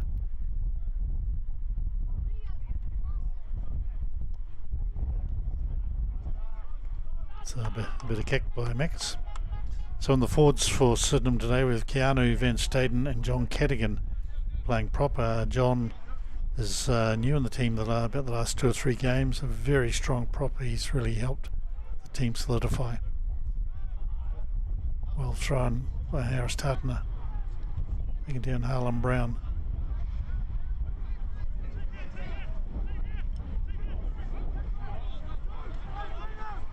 And drive forward.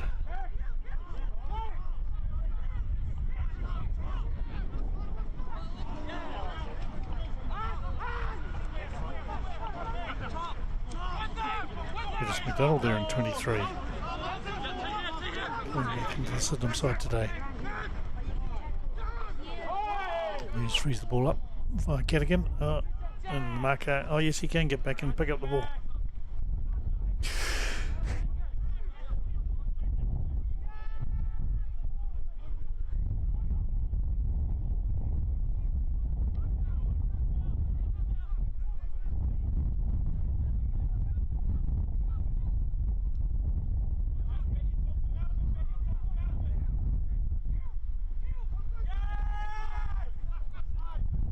Someone will succeed there in ruining the Sydenham ball.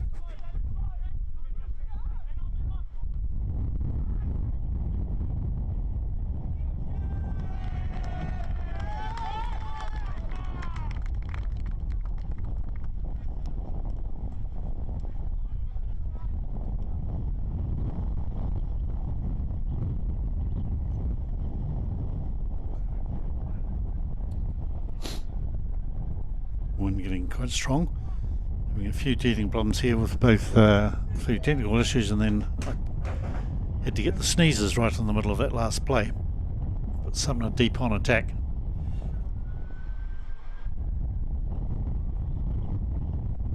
Take ball successfully, come around the side.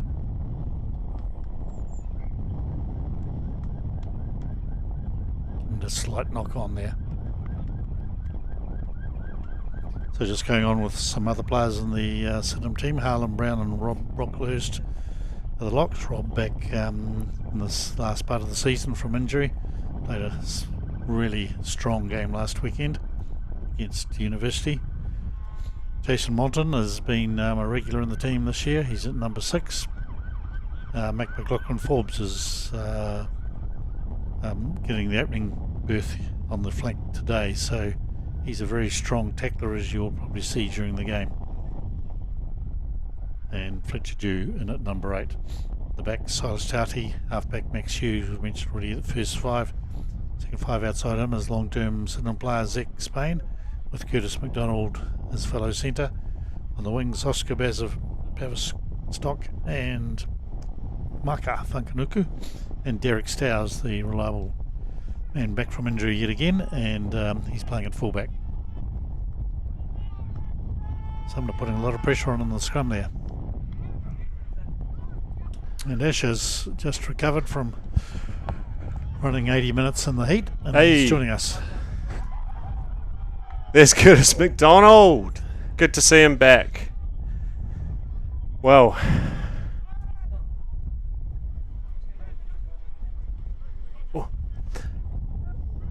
I'm back. Yeah, 80 minutes rugby. That was hard. Now we're on the commentary team. I am expecting a few of the 1996 team to trip on in around the second half of the Premier game today. It's been a pleasure to be part of the curtain raiser for this great matchup today. One of my favourite fixtures. It's been back and forth in the last decade between Sydenham and Sumner. Sumner has become a fierce competitor of us. Oh, how good those tops look. Maxie Hughes tucking his shirt in. Socks up.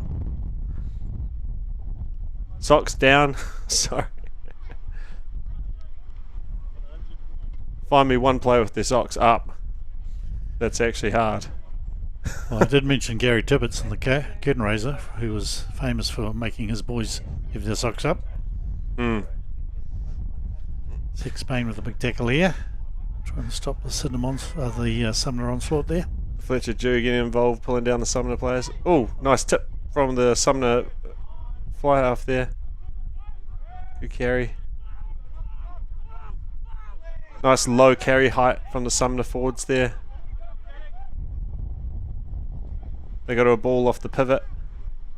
Just playing in their own half. They'll probably look to pack some forwards into a ruck here and maybe do a boxy. Oh, it's messy. Sydenham just watching a bit, anticipating a kick.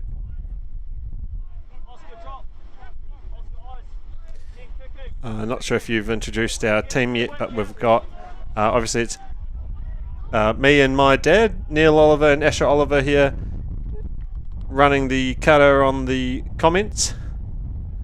To my left, you can't see, is Petra Spence switching the cameras making sure everything's running smoothly. And on cameras, we've got Luke Lamont. He's from Broadcasting School, and Bailey.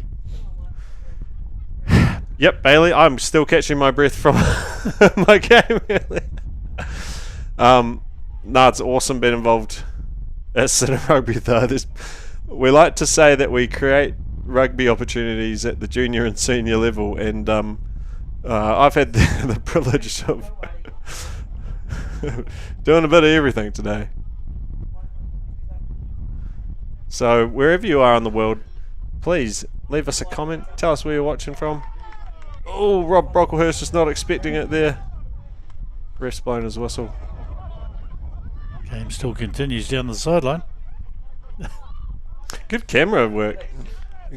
And I see Nice and smooth. Oscar Baverstock do a tackle right at the end there after the ref had blown the whistle. They didn't quite hear it, but Oscar was playing just in front of me last Saturday, and I was impressed of how tough he is for a slimish guy. He really gets in on the tackle. Kudos to Asher, to your cameraman in the first game. I thought he did an excellent job. Pate. Yeah. So he's like 18. He loves playing with Div 2, but he's actually can play Colts as well. Right. And I think he's nearing, honestly, senior levels. Plays prop, but he can also play anywhere else in the forwards. He's actually, I believe, he's younger brother of Anuki, who is on the bench for Premiers today. It's a blindside flanker. I played with him in under 16s, under 18s, Dad. Maybe you might not remember him and Goran Fuima Omno, Sam McWatt, Josh Borum, Callum King, Zach Spain, that famous team, junior team. We did the Fresh Prince of Bel-Air at the lip sync back in the day. We should bring the lip sync back, actually. But instead, tonight we've got Marco gets. We've got an auction. Have you talked about that? No, we were concentrating on the players in the first game. Okay, well, penalty to Sumner. We can get to that a little bit later when the 1996 team starts dripping on in. But there will be the jerseys that you see on the field right now. They will be available. Money's going to the club, of course, so please spend some money. They start at $500 each, and we'll be looking forward to a bit of fun with Aaron, Oggy, Flynn, and all the 1996 team. Maybe they'll share some stories. So honestly, it could be a bit of a long night at the club, but all families welcome, all ages. It can be pretty intimate in the small room there, but that's what makes it really fun, and I'm sure you'll see some old faces there as well.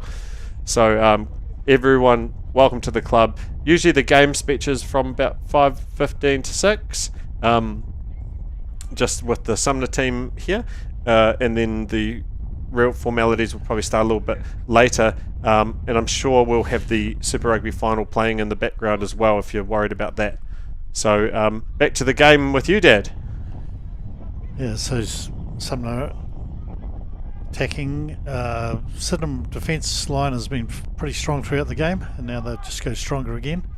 Sumner keep coming back, and they're playing well into the wind. Nice run by that man down the sideline. And they go again. Good carry, good pass, and Silas takes the ball, intercepts, runs it back at them. He's quick! He's made a good break there, good off. Oh, Sumner's got it. Oh, there's a Sumner man down there in the back play. It's actually quite hard to see where the ball is there for a moment from our angle. They really have a set of violet socks, the Sumner players, don't they? Yes.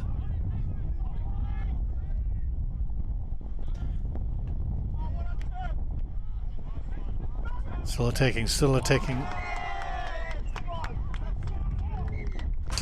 Oh, we've just lost a wire.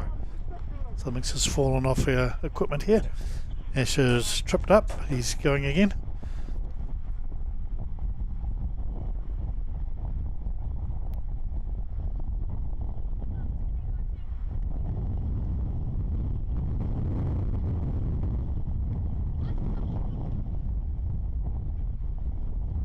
So we're just having a bit of a look at this man down. It's all happening here today. There's someone just been inside our building. We're not sure who they are, so Asher's gone to find out what's going on there.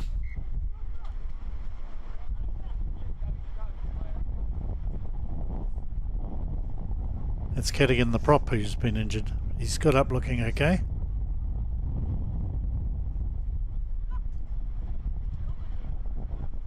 And scrum to Sumner.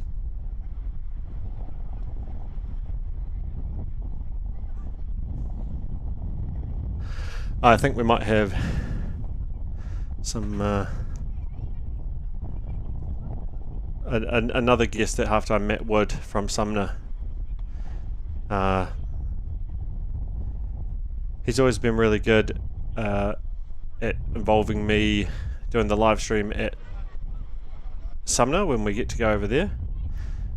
So club president Matt Wood will be probably popping up halftime for a few words. It's nice to always have someone from the other team, and they can really chat to their team and how their season's going and all that, so look forward to that. Here's the scrum. Someone put it in. Here they go. They run it. Crash midfield. Not many forwards going around the other side. Have to say, a pleasant bit of shade from the Brom Street trees is... Oh, here comes Sumner through the middle! And they're over! Yeah, big gap open Quick there, play. Quick play off the ruck, a pick and go, and then an inside pass, and the Fords have innovated 5 points there for Sumner to take the first lead of the game. Well, it's a bit surprising because I've been watching the senior reserve game, and there Sydenham seemed to have a good line of defence, and it's a bit of a surprise to see a little gap open up there in the seniors team. They will get out though, I'm sure, in a minute and settle down and bring the game back at Sumner. I'll be interested in your views, Asher, having just played 80 minutes out there. How strong is that wind? The wind will probably give you an extra 10 to 30 metres depending on the bounce. Was it affecting handling much in the first game, the strength? Because there's been some big Yeah, gusts. unfortunately it was. You pass it to the man and it ends up coming in a bit shorter on his inside, and we had a few knock-ons. Hey, just while the game's restarting, I'm just going to switch out for Pete Winchester, who's just come up for a wee chat and give some wisdom on things.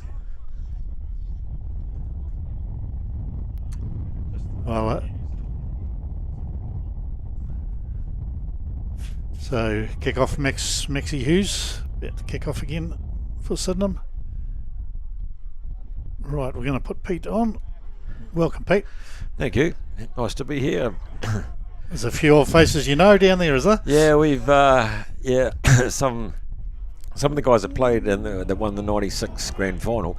They've moved to other centres in cities in New Zealand, but they were keen to come back and celebrate what's been now 30 years since Sydenham won the club final, which was the first time in I think 46 or 48 years. So very special occasion.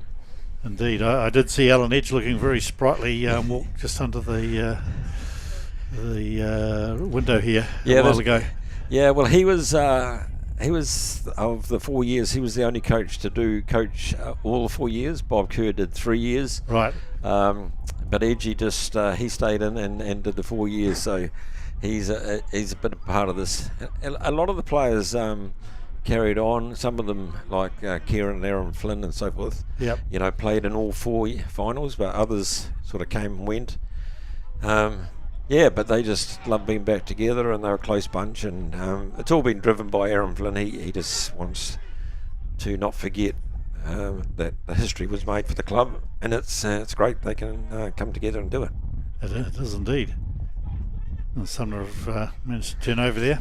Yeah. It's a tricky old wind down at ground level. It is. Did you see the curtain raiser? Yeah, I did. Fantastic for our Div 2s, yeah. Yeah, they came back like, I'm really surprised because I watched them last week at bit of a hiding from university. Yeah, they did. Yeah. But they've hung in there, and they needed that for their confidence. And even though they've, they're down the bottom of the table, they've got a good culture, and they support the club, and they're a good bunch together. So I'm really pleased with them. Yeah, from about the 30-minute mark, the game was theirs. They were just doing everything right. Yeah. Great backline moves. Impressed me. Yeah, absolutely.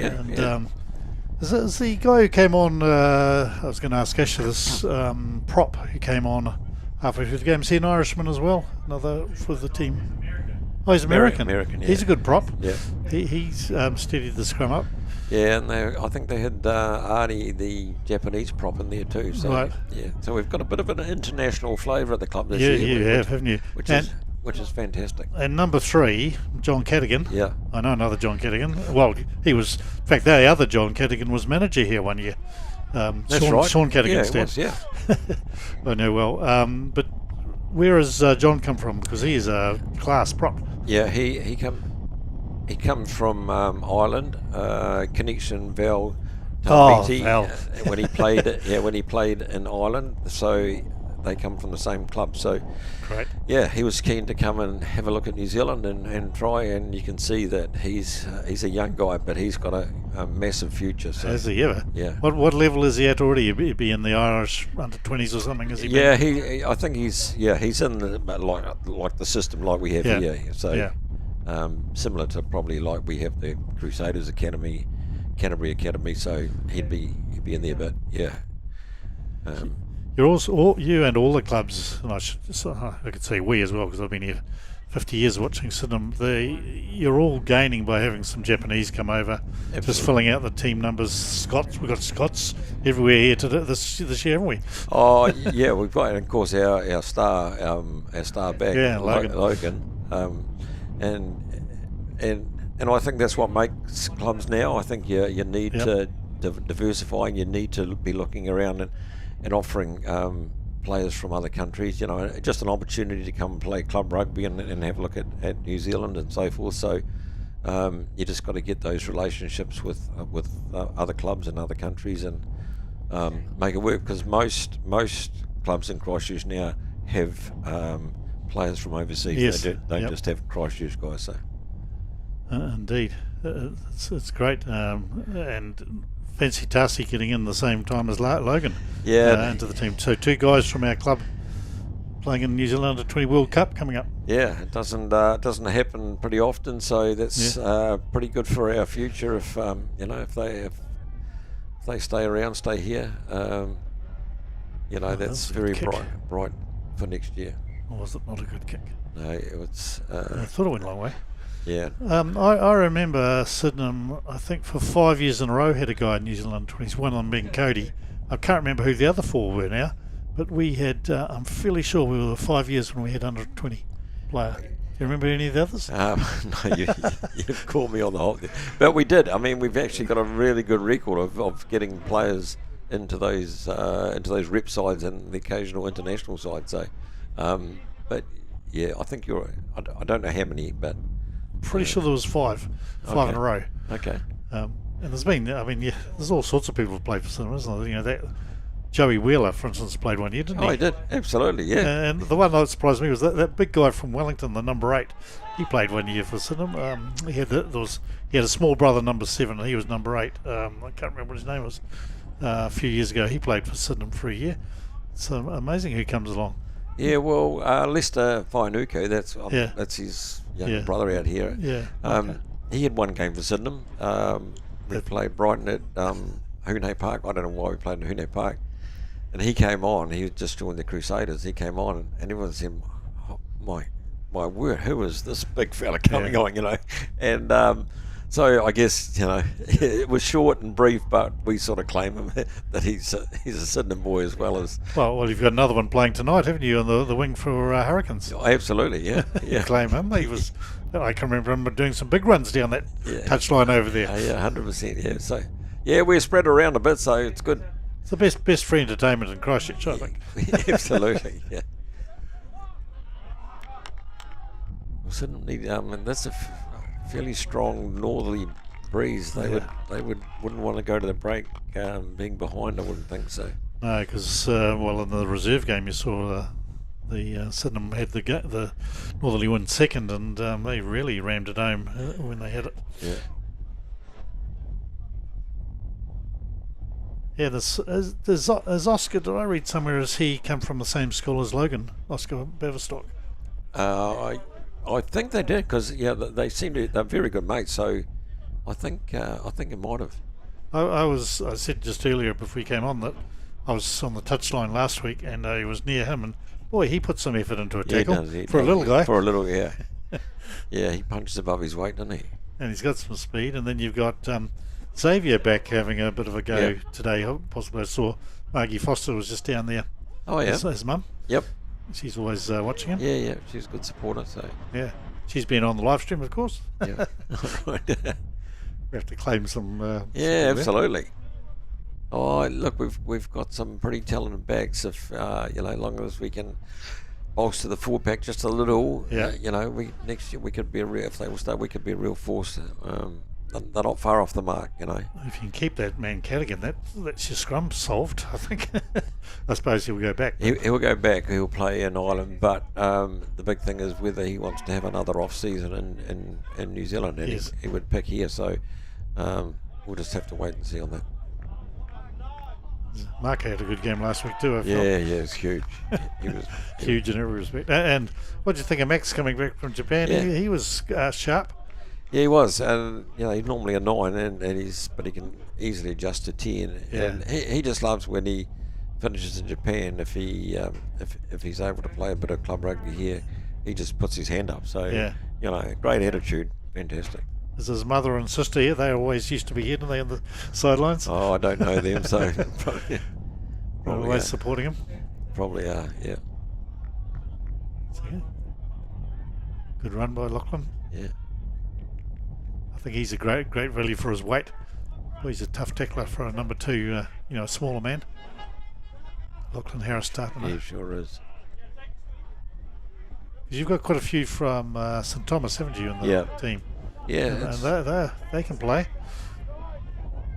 Yes, and we've never had a connection, but sometimes that happens. Years and years ago, we got a number of players from Boys High and St Bede's, and just through mates and connections, and they brought a couple of other mates, sort of thing. So, and now, but we just seem to have 1 or 2 from St Thomas's, which is really good.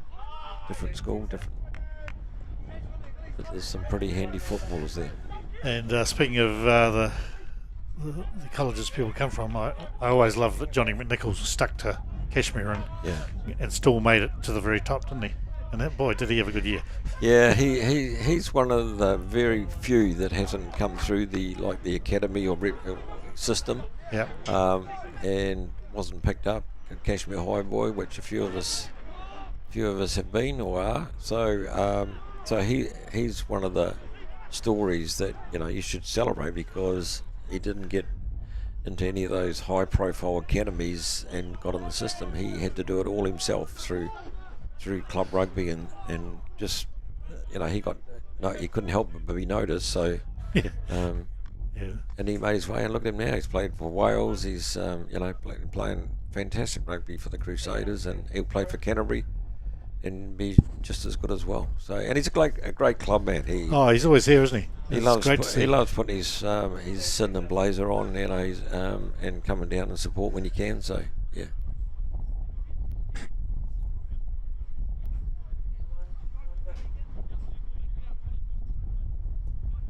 What's the likely end position, do you think, for Sydenham this year? Is there a top 8 or is there a top 4? Are they in 4s? I'm not. The last few years, and I would imagine the same. The top 2 teams get a second life. Oh, right. And so you'd have to be top 6 then, would you? Top 8. Oh. So the top 4 play off, and if you're 1 and 2 and you lose, you get another life. Oh, right. That. So Sydenham, who probably are lower in the table than they are capable of, they're capable of doing better, aren't they? Absolutely. You'd have to think that. Just seeing them. Yeah, if they can win this, and then they've got Burnside to finish. If they can get 7th or 8th, you wouldn't write them off. No, but then there's only one life after that. You know, it's you play and you either win and carry on or you lose. It's probably almost about 10 teams who could beat one of the top teams. Yeah, look, it's great. Absolutely. But the guys that won the 1996, they said they actually they lost the first game. They got a second life or something, and so they only got 5th and came through and won the whole thing. So so you don't have to finish 1 or 2. No. This is looking a bit more likely. Yeah, McLaughlin Forbes doing a big run. He's a tough little guy as well, isn't he? Good tackler. Yeah. Oh, Keanu. Yeah, he's a good club man, isn't he? Oh, he couldn't get any better if he tried. Oh, so he was still roaring into it right near the end of last Saturday's game. I was thinking to myself, I think he's always been a good player. I think he's actually improved getting all the time. Yeah, I think he has. Div 1, isn't he? Yeah. Never injured? Yeah. Well, he actually gets injured quite a lot, but he always gets up and carries on. Yeah. Yeah, 2 or 3 years ago, he was sort of like came on off the bench and that, but now he commands the starting position. So. Yeah. And he was mainly hooker before, wasn't he? Yeah. Through a shortage of props, he's just had to transition. But he's doing great.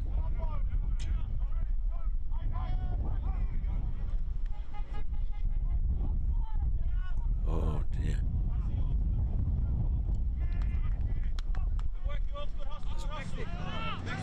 It's not great from our own line out. He's taking it quick. Is the ref allowed it? No. We've certainly had a few struggles in the line out earlier in the year, but we're slowly improving. Yeah. Oh, those first 3 games were... Yeah, we lost. I think we lost 10 in one of those games, didn't we? I counted them, and especially the difference in winning the game, because you're giving the opposition the ball. Then, oops. It was a low pass to Max, even though he's low, he couldn't get it. Yeah, no, it wasn't a great pass.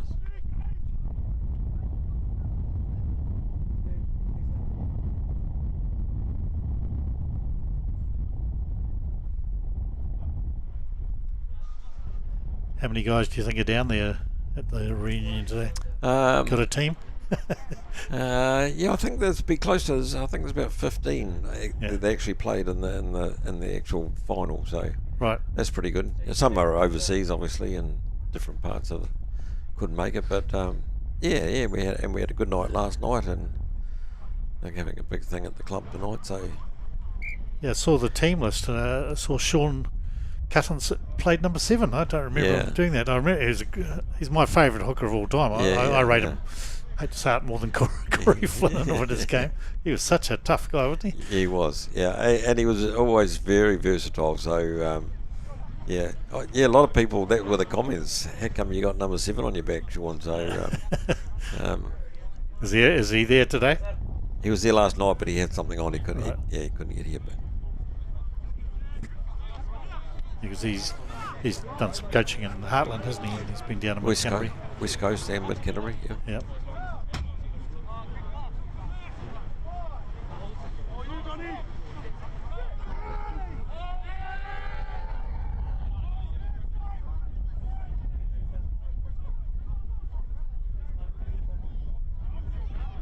Tackle Curtis.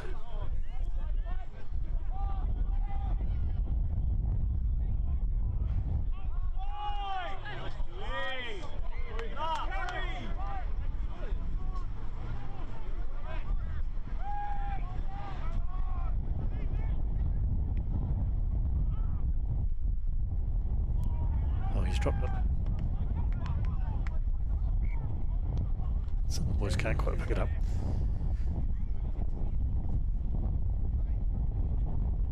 And you're at least one of your sons played senior, didn't he? Daniel, my eldest, he played. He's played. I know he's got a Blazers. So he must have played. He's played over 50. Right. So I think he around the 60 mark or so forth. So right. Yeah, I can remember them as little boys at St Martin's. Yeah, because our kids went to St Martin's too. Yeah, that's right. Yeah. Funnily enough, Asher does this, and at the kindergarten he went to, there was another boy who's now all around the world doing this kind of stuff from camera work. And the third guy out of that kindergarten was Ollie Edge. Oh, really? Yeah, so funny how things move on. And I was lucky I got Ollie in under 12s or under 13s one year. He was one of the stars, of course, in the Sydenham team. We won. Yep. We lost the first game, and I remember some guy having a go at me about it, but we never lost another one.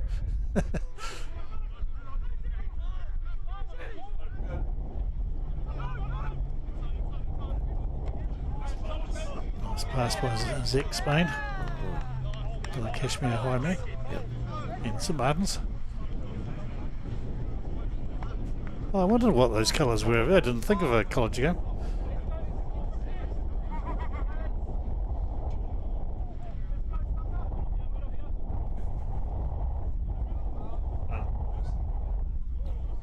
You can take this.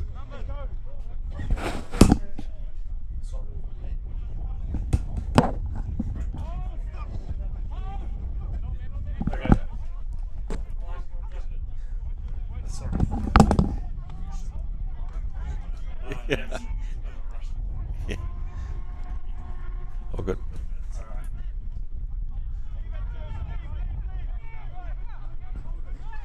Okay, so that was a lot of history. Let's talk.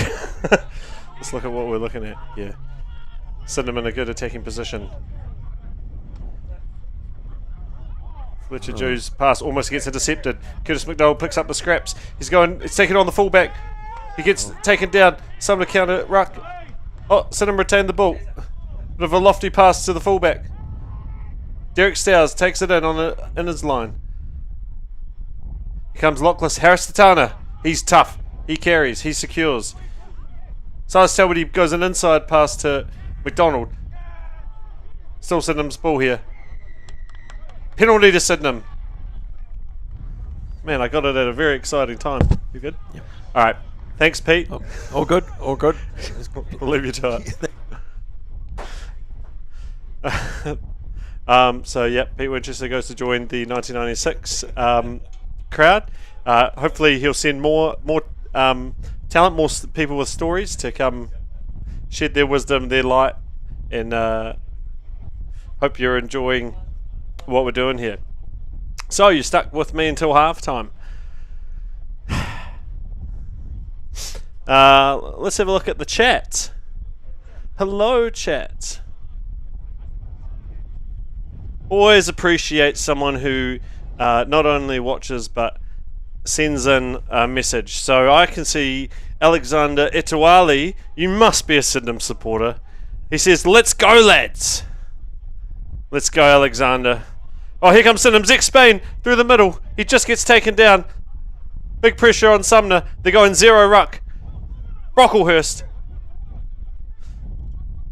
You see big John Cadigan in there looking to do some work in the rucks. Doesn't have a low body height. Here goes Lachlan Harris Tatana. He's driving the legs. Oh, held up wouldn't be good here. Everyone's looking at the ref. He says no, he was playing advantage. There's Mark Croft shielding the sun from his eyes. And all the coaches. No blazers today. It's too hot.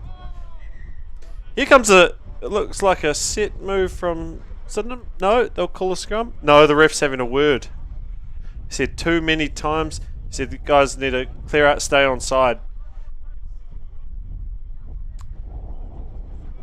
Yeah, so if you're just joining in, love your comments. Tell us where you're watching from. Who's your favourite player? Who are you supporting?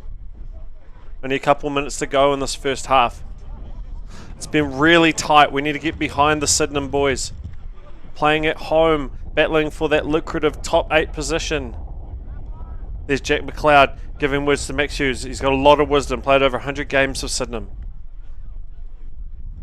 Curtis McDonald, there's no jersey big enough for him. He's in 23 today instead of 13. I'm not sure what the significance of that is.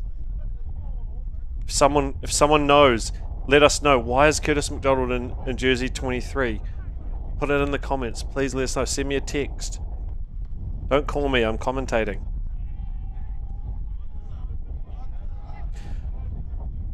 Send him a low in the scrum. Tawedi at the back. He's assessing his options. He reaches in. It's a bouncy ball. He goes himself. Passes to Curtis, who pops it on. Baverstock has the ball loose, but it goes backwards. Sydenham retain. They're going up in the forwards. Looks like they've got a rumble call. They're going to go pod. Will they pull? Will they pull? Max Hughes says, forwards, get round, go the same way, in towards the post. Oh, there's a good run! And Sydenham are in under the post for their first score of the game. It's a try.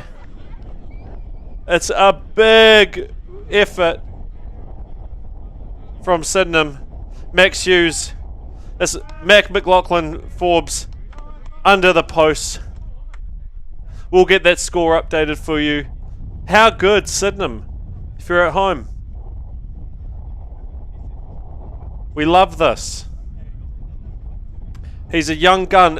One of the stories of the season. I have to say, even I may have passed judgment on his size and stature, but he does not give up. He's tough. Max Hughes. Straight from Suntory, Sun Goliath. Kicks the ball over. Absolute professional. I just got a text from Ben Hancock. Any first home buyers you know, 8A Kinver Place, Spraydon.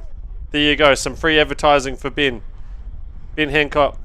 I believe he's Ray White. Get in touch. And that brings us to half time, where we may expect a visit from the Sumner crowd. So, if you're at home, as usual, get in the comments. Let us know where you're watching from. We're just going to take a short break here. We really appreciate you staying here to watch the premier matchup between Sydenham and Sumner. We'll see you soon.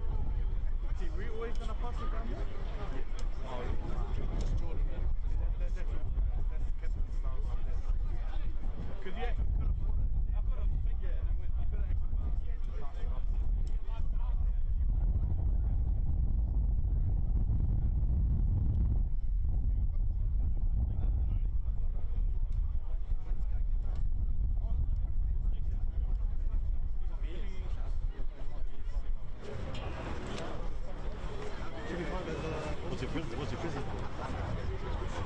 Did you get a prison? What's your prison? Is your prison the thing? Oh. Oh yeah, I see you out last night, didn't you? Is your prison thing? Hey, excited like a down my logo, baby.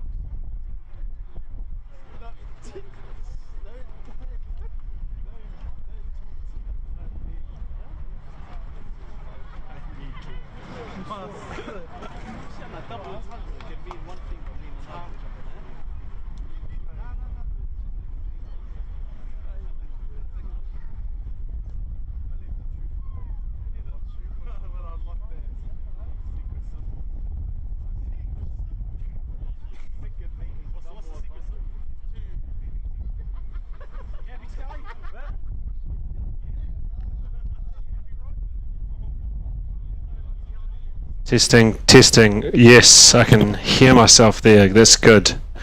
Amazing. All right. We're going to have a few more special guests coming in just a moment. Stay tuned. Just a moment. We've got some very special guests. You will be very pleased. Stay with us. Halftime at Sydenham.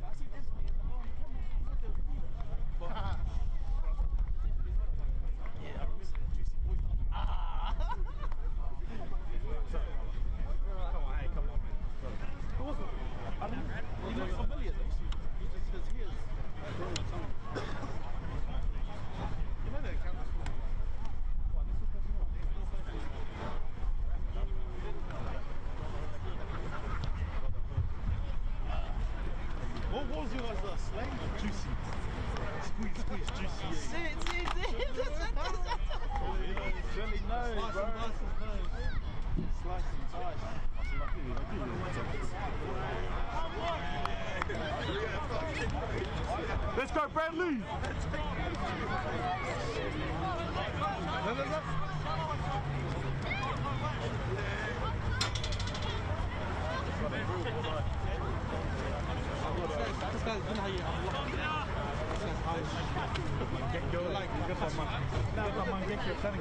The first already got the renegade.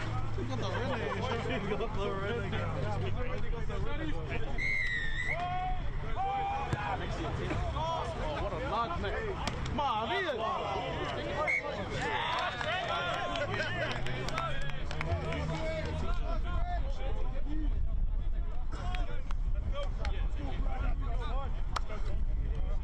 Come on, Brad.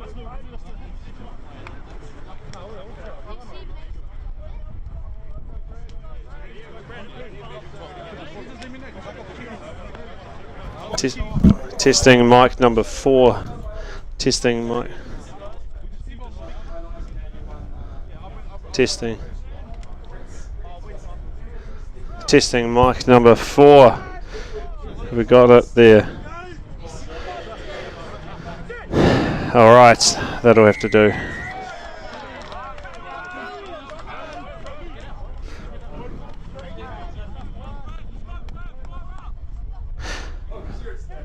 So, if you're just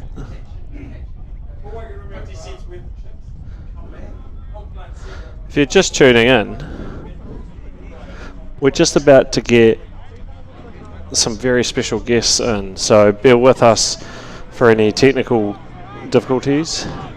It's going to be a bit of a party. Back in a moment.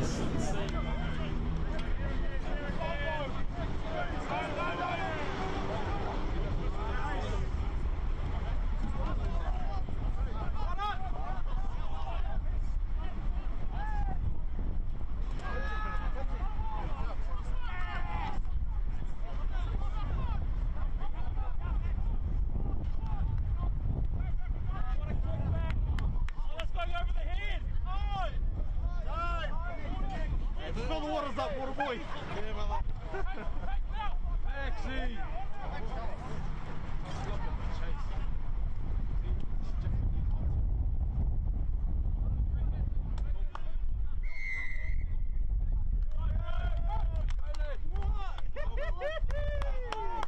Come on, boys, use it.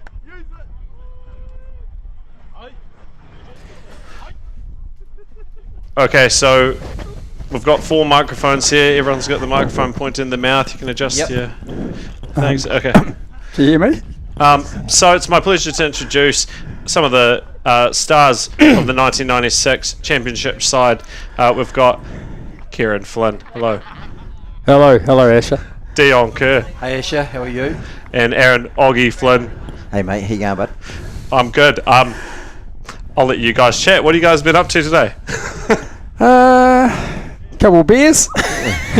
No, we met down at the over at the Sandy for a couple of beers at about 10:30. I was just catching up with a few of the boys who are down here watching the game. just to bring up the 30 years of last time, or the first time we won the championship. That's brilliant. So we're packing 5 people into this commentary box here. We're all deciding if we're going to sit or stand at the moment. It's very exciting. Sydenham are very close to the line. Just looking at it right now, I think we're about to score. No, we just gave a penalty away.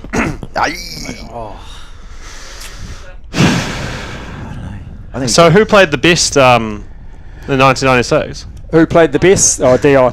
Yeah, probably Dion. Dion will say Aaron, and Aaron will say Kieran. Dion. No, they're right. D scored a try and Kieran kicks. I didn't actually get any points in the Oh, final. no, we scored a try. That was a good try. Oh, was it? What did we just score? So what are they saying? Oh, sorry. So we missed that. Yeah. Sorry, Asher, you're not doing your job. All right, I'll take that. You beauty. Get in there, boys. Okay, so we had a try, a couple of conversions. Any dusty moments that you still remember that could have In cost the you the game? 96 game, Yeah. could we have lost it? Did you get yellow carded? No, every final I got yellow carded. Yeah, so Dion got yellow carded. So Yeah. on that, so could have been costly 4 for out the of team, 4. but we got out of it. So D was very consistent. yeah, no yellow cards for the whole year until the finals.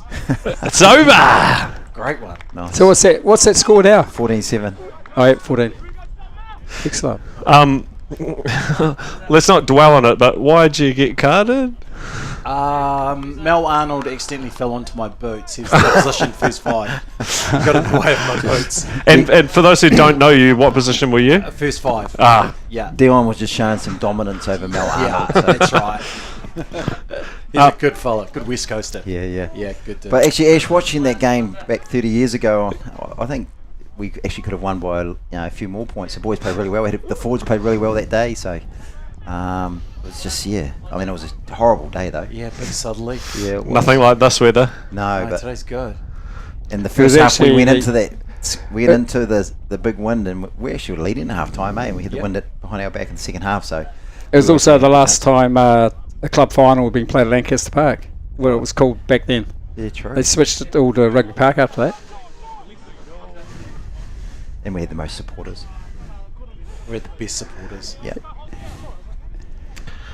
Are you doing a commentary on this, Asher? Sumner having a go at us. And Matt McLaughlin Forbes meets them with the help of Fletcher Dew, number 8. Yeah, how good are those 2 young boys, mate? They put a bit of work in, don't they? Yeah, yep.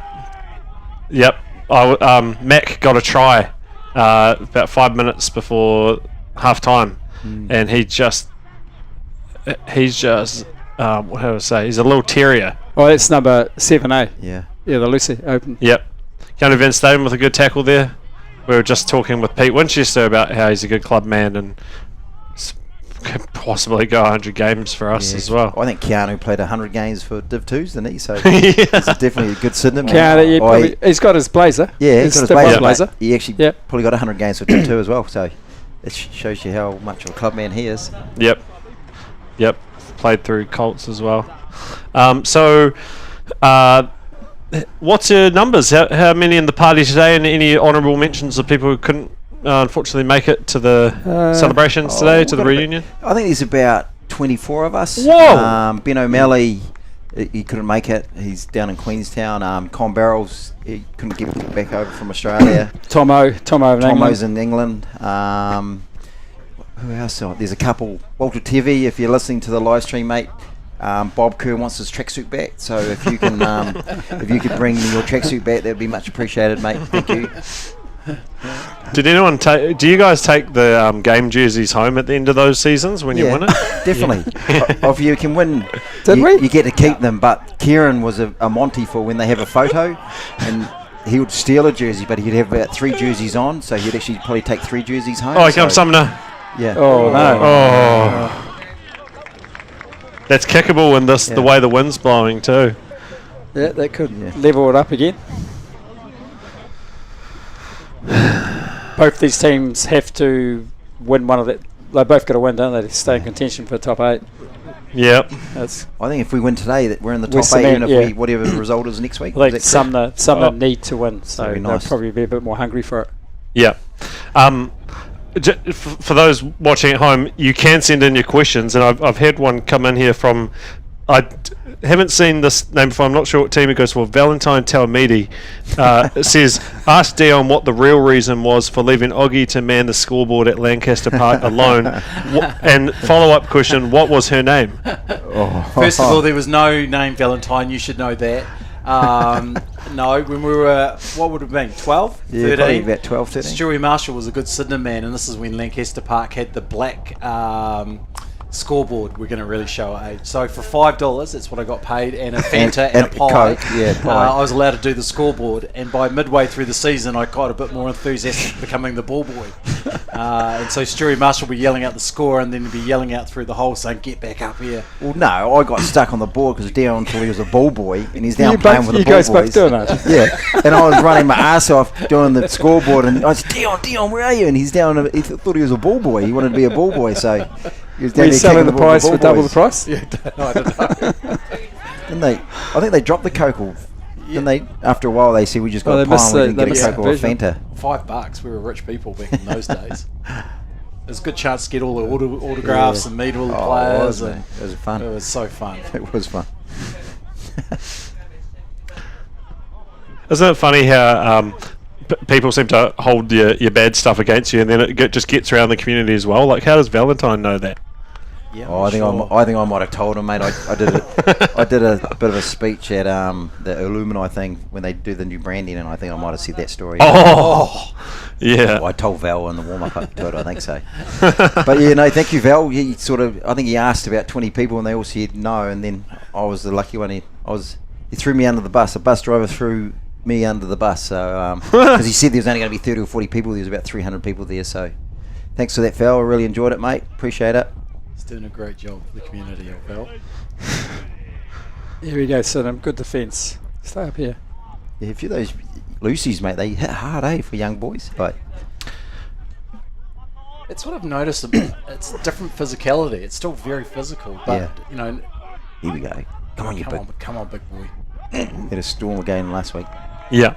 didn't he? He was something that came over him last week, definitely. Yeah. Well, they've got to get him the game more, mate. Him and Curtis, I think. Is Curtis still out there? Yep, will be. I heard a rumour that it was only allowed 40 minutes, but no, he's still there, isn't he? Oh, Was he? yes, he is. Yeah, Oh, yeah. is he? 23. I'm still waiting for someone to put in the comments, why is he 23? Is there a story behind that? Did Yeah, someone I'm not have to sure. wear a bigger jersey in 96? I think. I don't know. I don't know. Didn't one of the boys borrow a jersey from last night? One of the boys in this reunion, because Bill come over looking for a jersey. No, It's someone else's. I had the number 8 jersey, but Oh, number 8. but he got it, so So have you all worn these jerseys already? Have you tried them on? Is that what you're saying? yeah. Are these the ones to auction? Yes. Yeah, nice one. Yeah. These jerseys have been auctioned after the game, but they might be a little bit oversized to fit some of the former players. And that are thanks- hopefully going to bid for it. Thanks to Val, he's put $600 on as a reserve for the number 4 jersey. So thanks, Val. Thank you, Val. Looking good, mate. If you can just send me your address, mate, and we'll send you the invoice, buddy. Thank you. Thanks, Val. That's what I wanted. Are we taking offers on the live stream? Yeah, Why not? I don't know what the rules are around that. Oh, you just chuck a number. If you want a number, throw us a figure, and I'll let you know if it's been beaten or if it hasn't been beaten. Or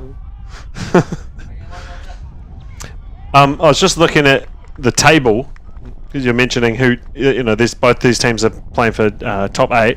Sydenham currently sitting at 8. Linwood are on top. Lincoln Uni second. New Brighton third.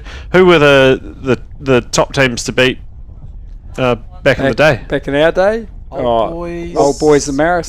yeah. We came from They were 5th to win that first final in '96. So We didn't Old have Boys semis, were the top team. So We lost both 2 games during the season. We lost to Old Boys. Why were they We beat good? them in the final. Who was good for them? they had Ruben Thorne, Clark McLeod, Oh. Mark McTierney, Nathan Hey, Major. Steve Hansen was their coach. Yeah. They probably had more money, to be fair. Who was that? Steve Hansen. What's money got to do with winning? Steve Hansen. Oh, exactly. I don't know. It's got everything. Actually, it's got everything. No, that's not true. So Linwood are top of the table. Any thoughts on that? Where were they? Linwood, it's great to see the east side out, doing it. At least if it's not us, at least it's Linwood. Yeah. It's quite nice. Yeah. We were there in 22, and then they were there in 24. Yep. Yeah, they should have been. We went to that final in 25. They could have won that. Should have won it. It's sort of, yeah, I think they'll go all the way. Yeah, Brendan Nolan's still coaching. Yes, he is. Yeah. He's And that's good quite man nice coach, connection there. He's a Sydenham boy. He's a Linwood Yeah. man, but he's a Sydenham boy as well. Yeah. So that's Yeah. quite good. He's a Sydenham Blazer boy, isn't he? Yes, Yeah. he is. Yep. Good centre. And shout if he's listening for whatever reason, he had me there doing a live stream from their club, which is really nice. So it's nice to have the different clubs inviting our live stream crew around and being able to do things like that's this. good. That's good. And we always like to have some of their people talking about their club. So if any Sumner people want to find their way up to the box near the business end of the game, come on up. We'll have a chat. Yeah. Let them know where you are. Paul Wisby out there anywhere, mate, or like? Wizard won't be there. Yeah, no. He'll be hiding. Wiz couldn't make Sydney, so he had to go to Sumner. So it's like, So can you run us through, like, what was your trainings like? What did you actually train? Because I heard back in the day you would train things like grubbering the ball along the ground. Was the sort of soccer practice? Did you do things like that? What'd you do? No, Oh, I can't lots of missed passes, real simple stuff, Yeah. and we backed up a lot. We did a lot of arguing. Dion and I, we bickered a lot. Yeah. We sort of like, so we had some new players would come on the scene and they wondered what was going on with Dion and I, but they just didn't realise it wasn't personal. You know, it was just Yeah, a I just- conversation.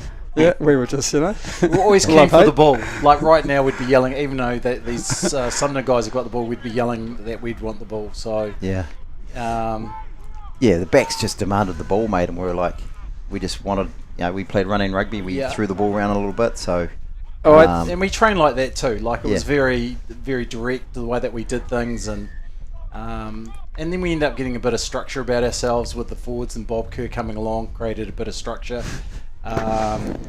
So our trainings were pretty good. I remember one Yeah. year we went something like 13 weeks or 8 weeks, without dropping a ball. So we had a lot of internal pride to just do it right. Oh, I remember that. That was good. Yeah. Kieran or Aaron, you've been involved with some coaching in the last couple of years. Do they still count how many drop balls there are at practices and things like that, or have we lost it a bit? Oh, it's a wee bit. I think the game's changed definitely from when we were playing to what like I was involved about 4 years ago, and it's changed a wee bit, Asher. But I mean, like I think the emphasis is on. It's a little bit more. I don't know. It's different from what we. It's a different era. It's more. I think it's more physical now, where we played more evasive rugby. I thought, where we looked to sort of move the ball to space, where it seems to be more confrontational, which is not a bad thing. Yeah. And back in those days, if we were training, Just saying that, we just got and space there. we're making errors. Oh, here we go. We stayed out Here we go. longer, so the less errors, we got home earlier. So Yeah, that's true. Yeah, Very true. yeah. But again, though, like in Mallards and Bulk, we got a lot fitter in those later in the 90s, which really helped her, and we picked up the odd player here and there. So, but we kept everyone accountable, didn't we? Yes. Each other. So definitely keep you honest. You had to be thick-skinned. That's for sure. How long did you train for, an hour? Oh, if you had a good training, it would only be an hour and a bit. But if you had if you're having a bad training, you'd be there for 3 hours. So it's like we did. It was did our always job. quality. We did. Yeah. By the end of it all, it was all about quality, and Yeah. some of the trainings we got done in an hour that included a warm up, and then others might be just a bit. But we're always good with intensity. And the one thing that we were always good at our trainings, we used to always beat each other up. And kind of unashamedly, in a nice way. but in an unashamed way. We'd compete so hard and try and really not hurt each other, but be very physical. So when it came to a Saturday, we were prepared for the opposition guys to touch any of our guys, which kind of made us a better spirited team definitely. with it as well. So Yeah. And I also think we, in that era, we won in '96, and then we went on to do 3 more. And the core of our team never really changed a lot. Where I think you see that I might have to point that out. The difference here in rugby now is we seem to a lot of players come and go, whereas we had a lot of players that we just stuck around for a long time. Yeah. We enjoyed it, and I think that continuity was quite good. Wasn't quite good. It was great. So that made a big difference. And there was still Canterbury and Crusaders in those days, and you still had time to play club for a number of years. I think they were that was the experimenting time of professional rugby, where we're still able, the guys, if you weren't running on for Canterbury or something like, or Crusaders, whatever, you were able to play club. Now it's sort of, they put a wee bit more emphasis on, more for the professional era, which I'm not saying that's a bad thing, but it's just changing times, and I think that's why we got a bit more. We certainly got a lot more continuity after like playing together so long. It was really good. Definitely. I was lucky to play, but all of us were lucky to play for Canterbury and that, and Crusaders, and it was just nice to get in the red blue jersey. But I wish they could do a bit more. Those water training guys should be playing club rugby, So I think they get wrapped up in cotton wool, and they should be playing, because back in when we were playing against All Blacks, you're playing against Canterbury players, so you had nothing to lose really back in those days. We just did it too. You play for Canterbury, and then on the Saturday, then you just turn up on Sunday. Like it was just one of those things of just managing. I don't know if it was good or bad, but you just did it. Well, and everyone seemed to just get through it pretty good. Well, I'll give you an example. I played the day before the grand final that we won in '96. We had a friendly with Canterbury. Aaron and I were both in it, and we were playing a target down at Carisbrook. And Potsy was there, Craig Philpott was there. We had the old boys and the Sydenham boys were all on the bench because we were playing the final. Well, I got on that field 5 minutes into the game because Mark Mayhoff had come out injured, so I ended up playing a whole game, rep rugby on that Saturday, and we jumped on a plane, come home, and played the final the next day. So I mean, I was like, if you asked me to do that again, why not? We'd just do it again. Well, I'm not sure if you're allowed to do that these days. Go boy. Here we go. That Fletcher do. We've got to go. Bowler, mate. He's a good soft bowler. The number 8 for Sydney. Actually, we were down at Cuthbert's Green today watching him play soccer. Oh yeah. Yeah, it looked good on Cuthbert's Green. Yeah. Well, they got that new advantage, facility. Sydenham. Here we go. Come on. It's got to be, surely. Where's the big Curtis here. He left it behind. Kieran just put this See, in down. those days, we would have and it would have been a quick tap. Good stuff. Well, in those days, the halfback would actually hit the chest. Sorry. Yeah. Yes. Who was the manager? Our managers. We had 3. Yeah, we Tony had Howard. Tony Howard and Colin King. Thumbs was our rubber, and we had Graham Nuttridge, rest in peace, who was our physio. So we had, I think, one photo we had like a whole row in the photo of managers. So so when we started winning, everyone wanted to come on board. So we had about 5-6 managers. We must have been the starters of professional rugby, because look at it now. Yeah, They're going to fit about 50 people into a professional rugby team. Did they take you on any pre-season or post-season camps or trips against Rakaya or somewhere else? Did they do anything like that with you? Remember we used to go to Glenmark on the bus? No comment. our trip to what happened at Wellington. Some of the trips, Asher, it's that old saying, what goes on tour stays on tour. Sure, it's a family show. We did do some social. pre-seasons. Actually, that was one of the things I think. I know what stays on tour, but that was one of the things that we were really good at, is when we had new players into the team, they would be treated just as equal as any of the Crusaders or Canterbury or All Blacks, or it didn't matter. You were, but the one thing is that you had to perform in training and on the field. I think the word you want there is inclusiveness. Go Maka!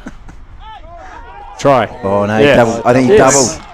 Give it to him. I think he gave to him. Yep. I think he did Try. double. Well done. Beauty. Good effort. Nice. It gives us some space, But no, back to that. No, we just enjoyed each other's company, mate, and we that's why in that first final when we won it, I thought, because we just enjoyed each other's company, that we'll just maybe have a few beers and just not come back. And it was actually Steve Henson after the game, because he was coaching Old Boys. He said, "Good teams come back and do it again," and that really stuck in my mind.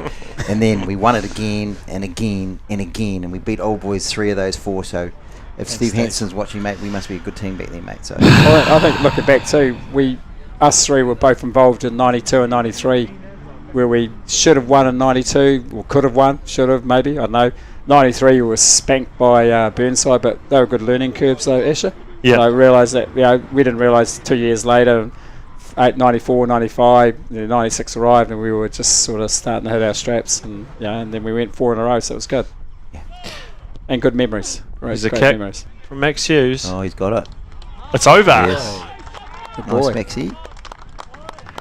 Nah, mate, it was just an awesome period for Sydenham, and to play alongside these two boys was just really special, mate. So, and again, I mean, 1 to 23, we had just so many good players, man. It was just, everyone did their job.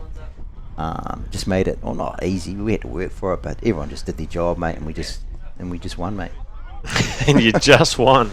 You just keep doing. In fact, someone told Colin King, who's one of our managers, he was saying last night that over that 4-year Colin's period. 83. I know, he looks good still. I know, that's what I Looks mean. amazing. I got 20 years, so he's got 21 years on me. If I'm still at 83, shit, that's good. Cruising around like that. But he was saying last night, in that 4-year period, we scored over 500 tries.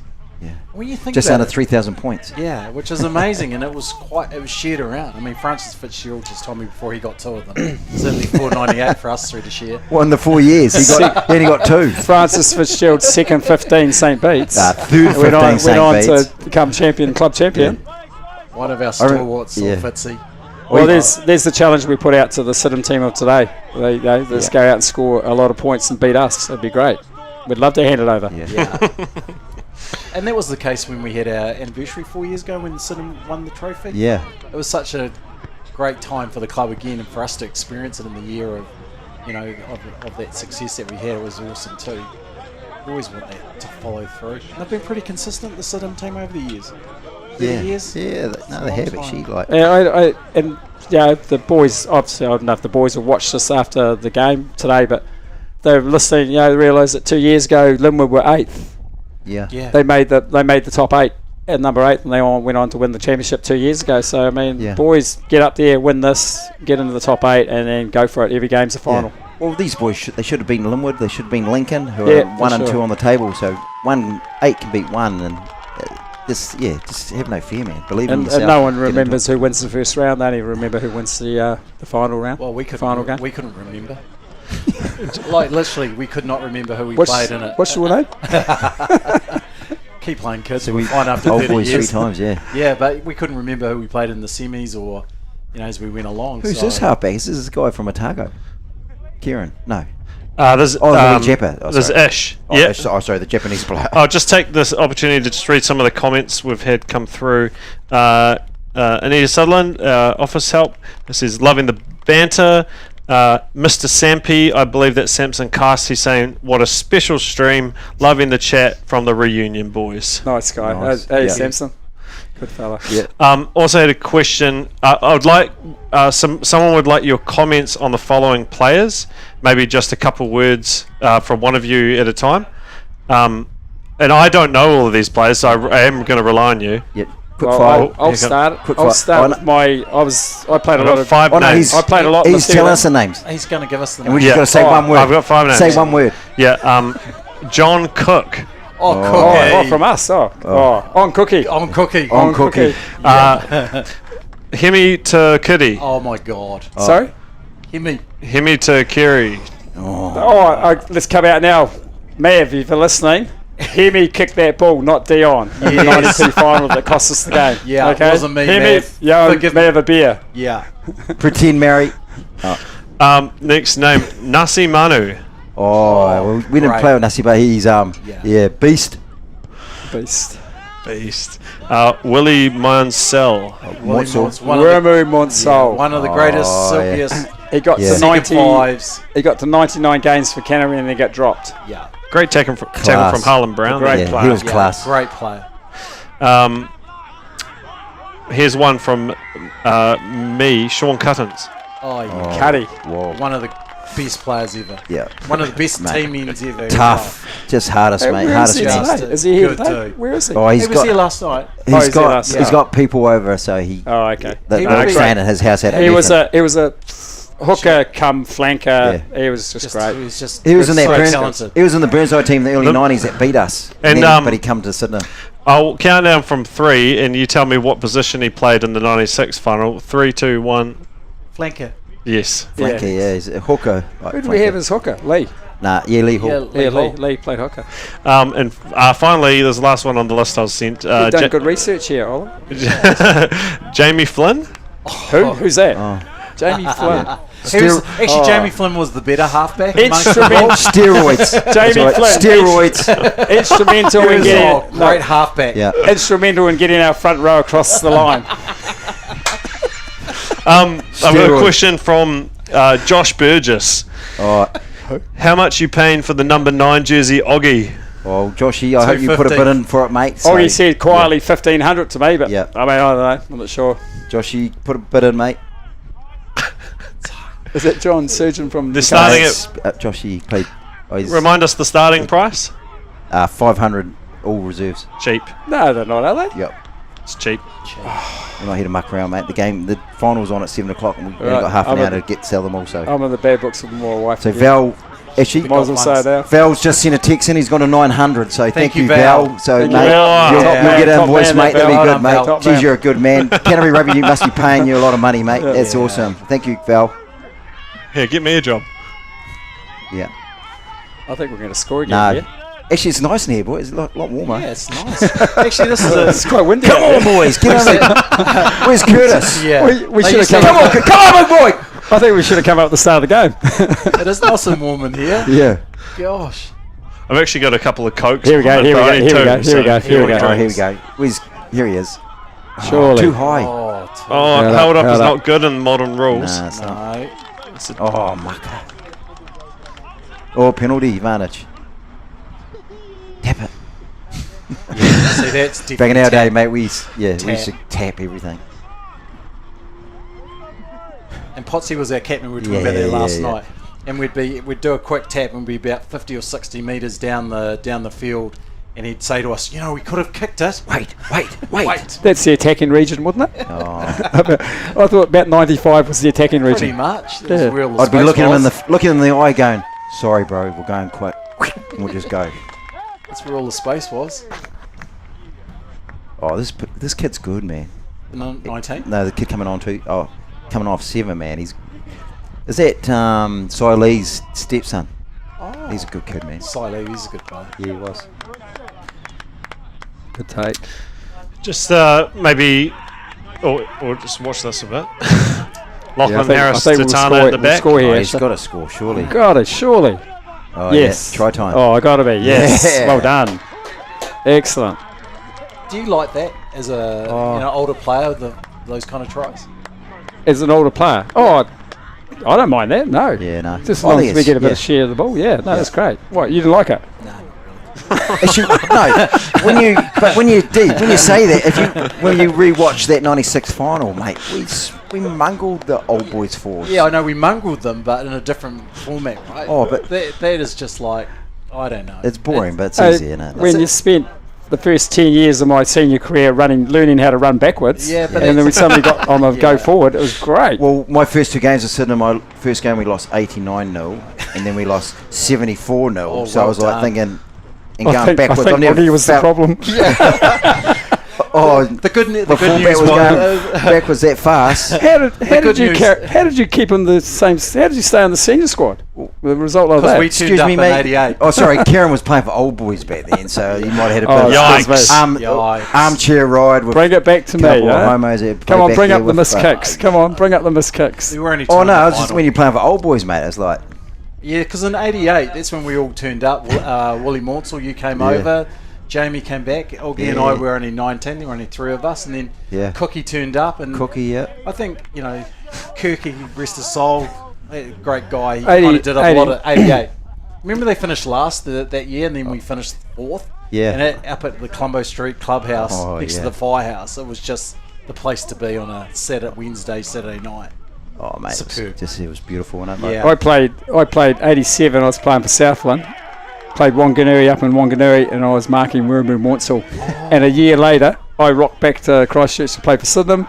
Wiremu Mortsel turned up Yeah. and was playing for Sydenham. Oh, yeah. So it's quite I just funny how called, the we just connections called him happen. Willie. Willie from the army. Hey Willie, Hey, Willie. hey Willie. And And then then I was- saw the program. I was like, what do we want? He said, mate, did you play for St Stephen's? He goes, oh yeah, I did. I thought, oh mate, Yeah. you were He was class back then. amazing.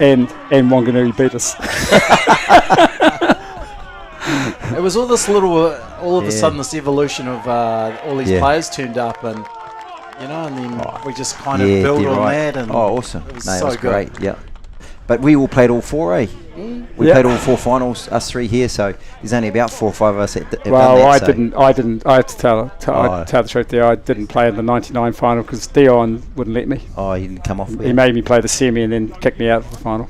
See, nowadays you'd get an automatic 20 minutes, wouldn't you? Like, sort of like. I did ask if you wanted to come on with 10 minutes to go when they were having a kick to win the game. Old boys. I send him back on the field, the finisher. Sauna and everything. Still, you're in the photo, kid. So This is a good result. It's good for the boys, eh? Yeah, I can see some subs have We have gone. Burnside. We have Burnside next week at Burnside. We win that. We probably end up. You could just about end up about 7th, 6th or 7th. Speaking of Burnside, they're having a really close game with Marist Albion. They were up really? 19-12. They're now down 22-19 the last 5 minutes. So something's going on at Burnside Park today. How's Shirley going? And, Ooh, I saw an 80. Sorry, an 80. I have a feeling that might be. Oh no, not playing that one. it's important. The Burnside one's important because we're there next week. Premiers are there. We just win today, mate, and boys.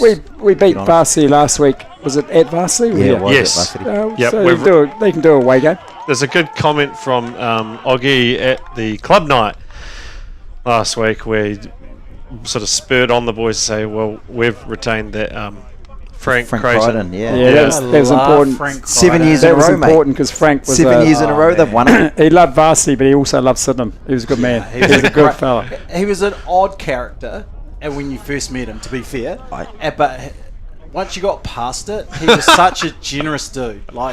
And he knew so much. He knew so much, and he was so thoughtful. He brought soap to training, didn't he? Yeah, So I was like, just like he loved his varsity boys, but he ended up falling in love with us, of and we course he fell did. in love with him too. So, it's quite he was funny a how one person instant just do critter, that. mate, wasn't he? But he was a good man. Like, Yeah, bring lollies and soap, and he'd look after the boys. yeah, generous guy. Oh, it's good they're still playing that trophy. Yeah. Yeah, and you're saying, but you've retained it a few more times. Than Yeah. seven. Like I said, I think I shared that story with Dion that when we beat Varsity when they needed one more game to get 28 on the trot. Long story short, Varsity didn't beat us for like 8 years, mate. 1988.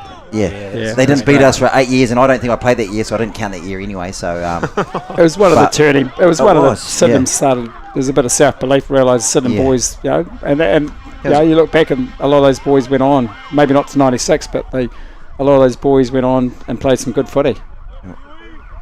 They did a great beach bike that day. they found players. Adam Parker. Oh no. Looks like Mucker's playing in the Fords now. Oh, I could put him in there, mate.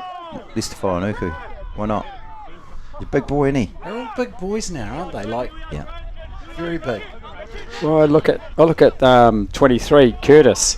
And I think, man, I'd have to be on steroids to get that big. Yeah. Play All it right, back on that, boys. eh? All right, we've watched the game. We'll just on your position. How do you think would you have done? Would you have beaten your guy in your position today? Yes.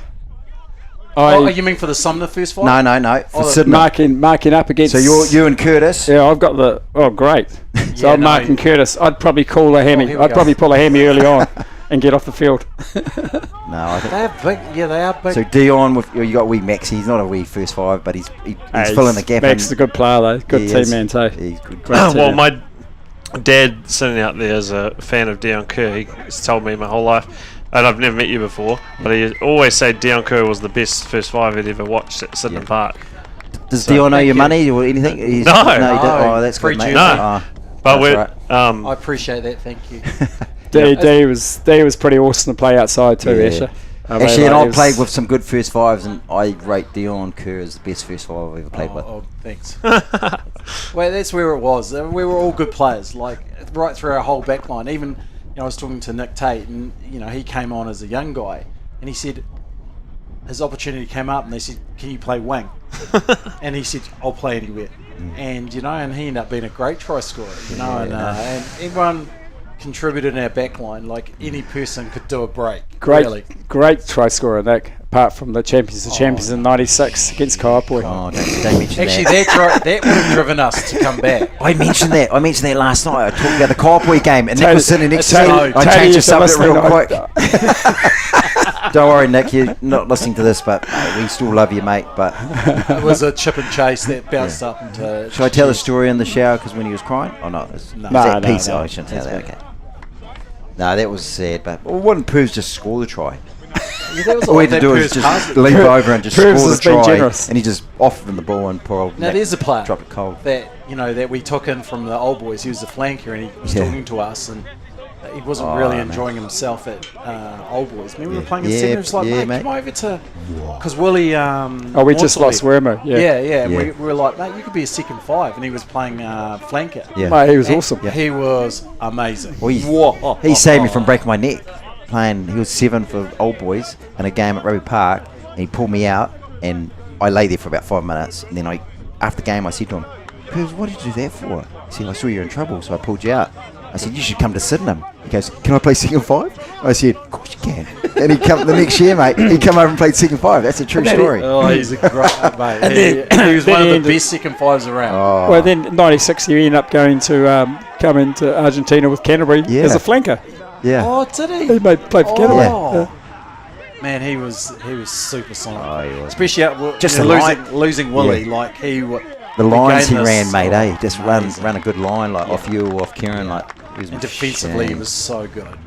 Yeah. Yeah, super quick too. Yeah. Yeah. Deceptive, mate. Off Yeah. the mark, he was fast. Are we supposed to be commenting on this game? Oh, yeah, no. We should be. Game Well, Sydenham winning. is smoking Winning. Sumner at the moment, so it's like. This is good. This is a Good really question, good result for the boys. I've always said that people about the live stream. People come for the rugby, but they stay for the commentary, and this is really like a modern day podcast. And there's not really any rules. It's just a family show, and we do whatever we want because it's ours.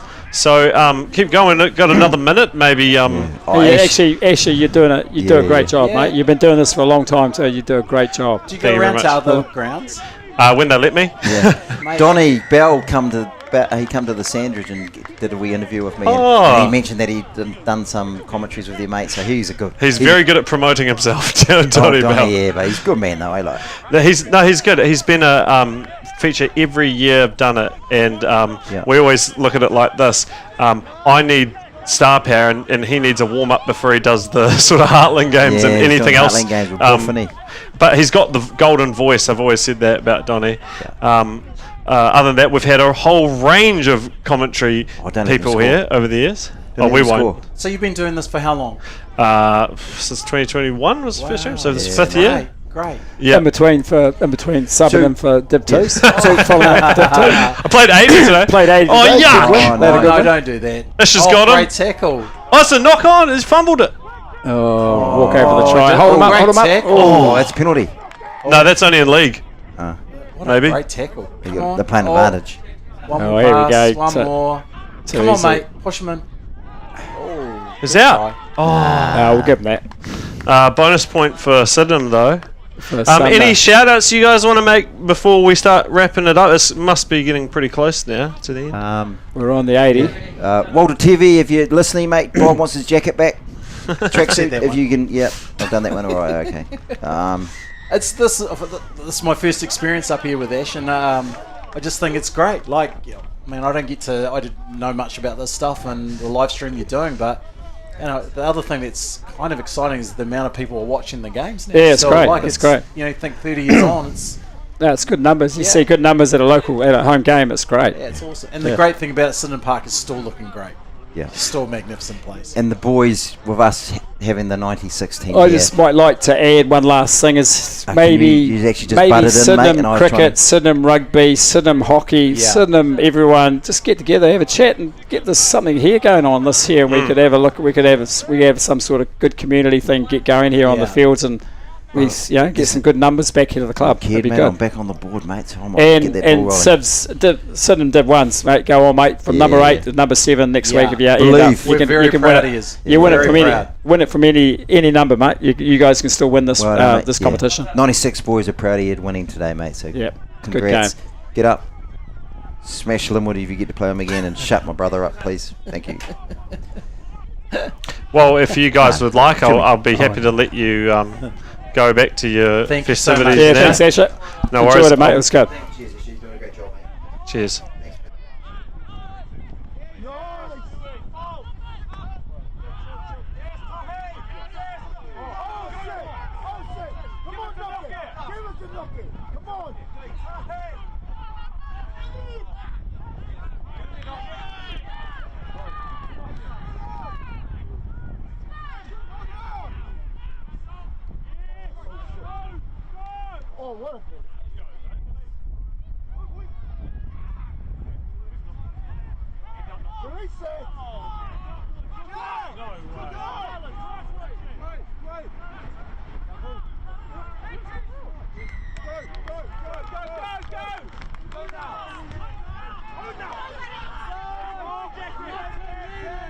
Hey, it's me again, Asher. Well, that was fun. Hope you enjoyed those stories. Ooh, penalty for Sydenham. Couple players looking pretty tired. Probably don't want to have another go at it. They've got enough points. They've got the bonus point. What else is there to prove today?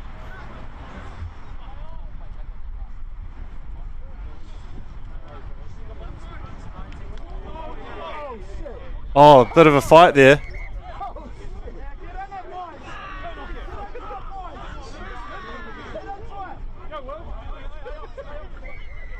That's not good.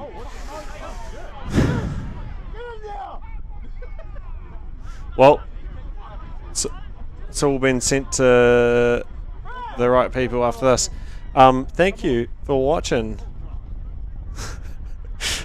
Hope you've enjoyed everything we've brought to you this afternoon.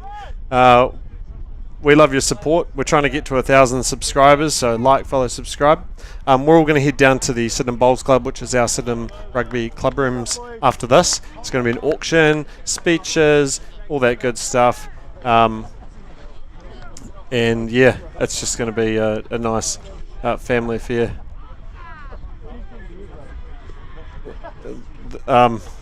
Yes, but don't know what to say here. I thought the game was over, but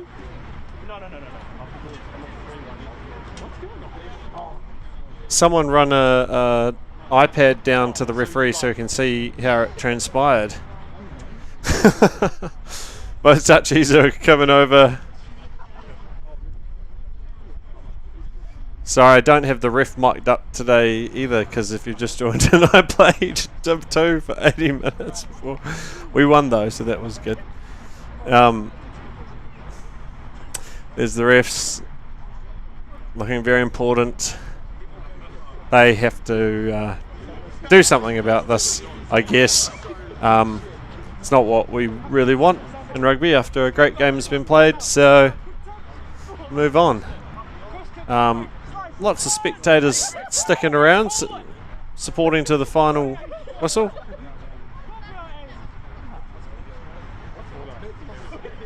See the body language here.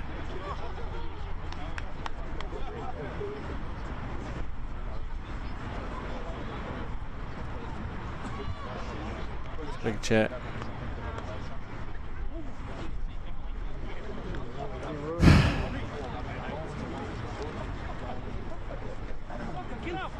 It's a red card. And now Sydenham. So for retaliation, Fletcher Dew will be on review. And the game is over. So bit of a dampener on the game there, but hey, sometimes it's like that. We'll all have to forgive each other and move on and remember what it's all about. We don't promote any of that stuff. We're a family show, family club, and we'll do better and be better than that. So thank you to Sumner. Thanks for everyone who has joined on the live stream. It's been a great game of rugby. Really tough for both sides, both fighting for that 8th spot. Just a good luck to Sumner for the rest of their season, and look forward to seeing you all at the Sydenham Club after this. Burnside next week at Burnside for the premiers. Have a lovely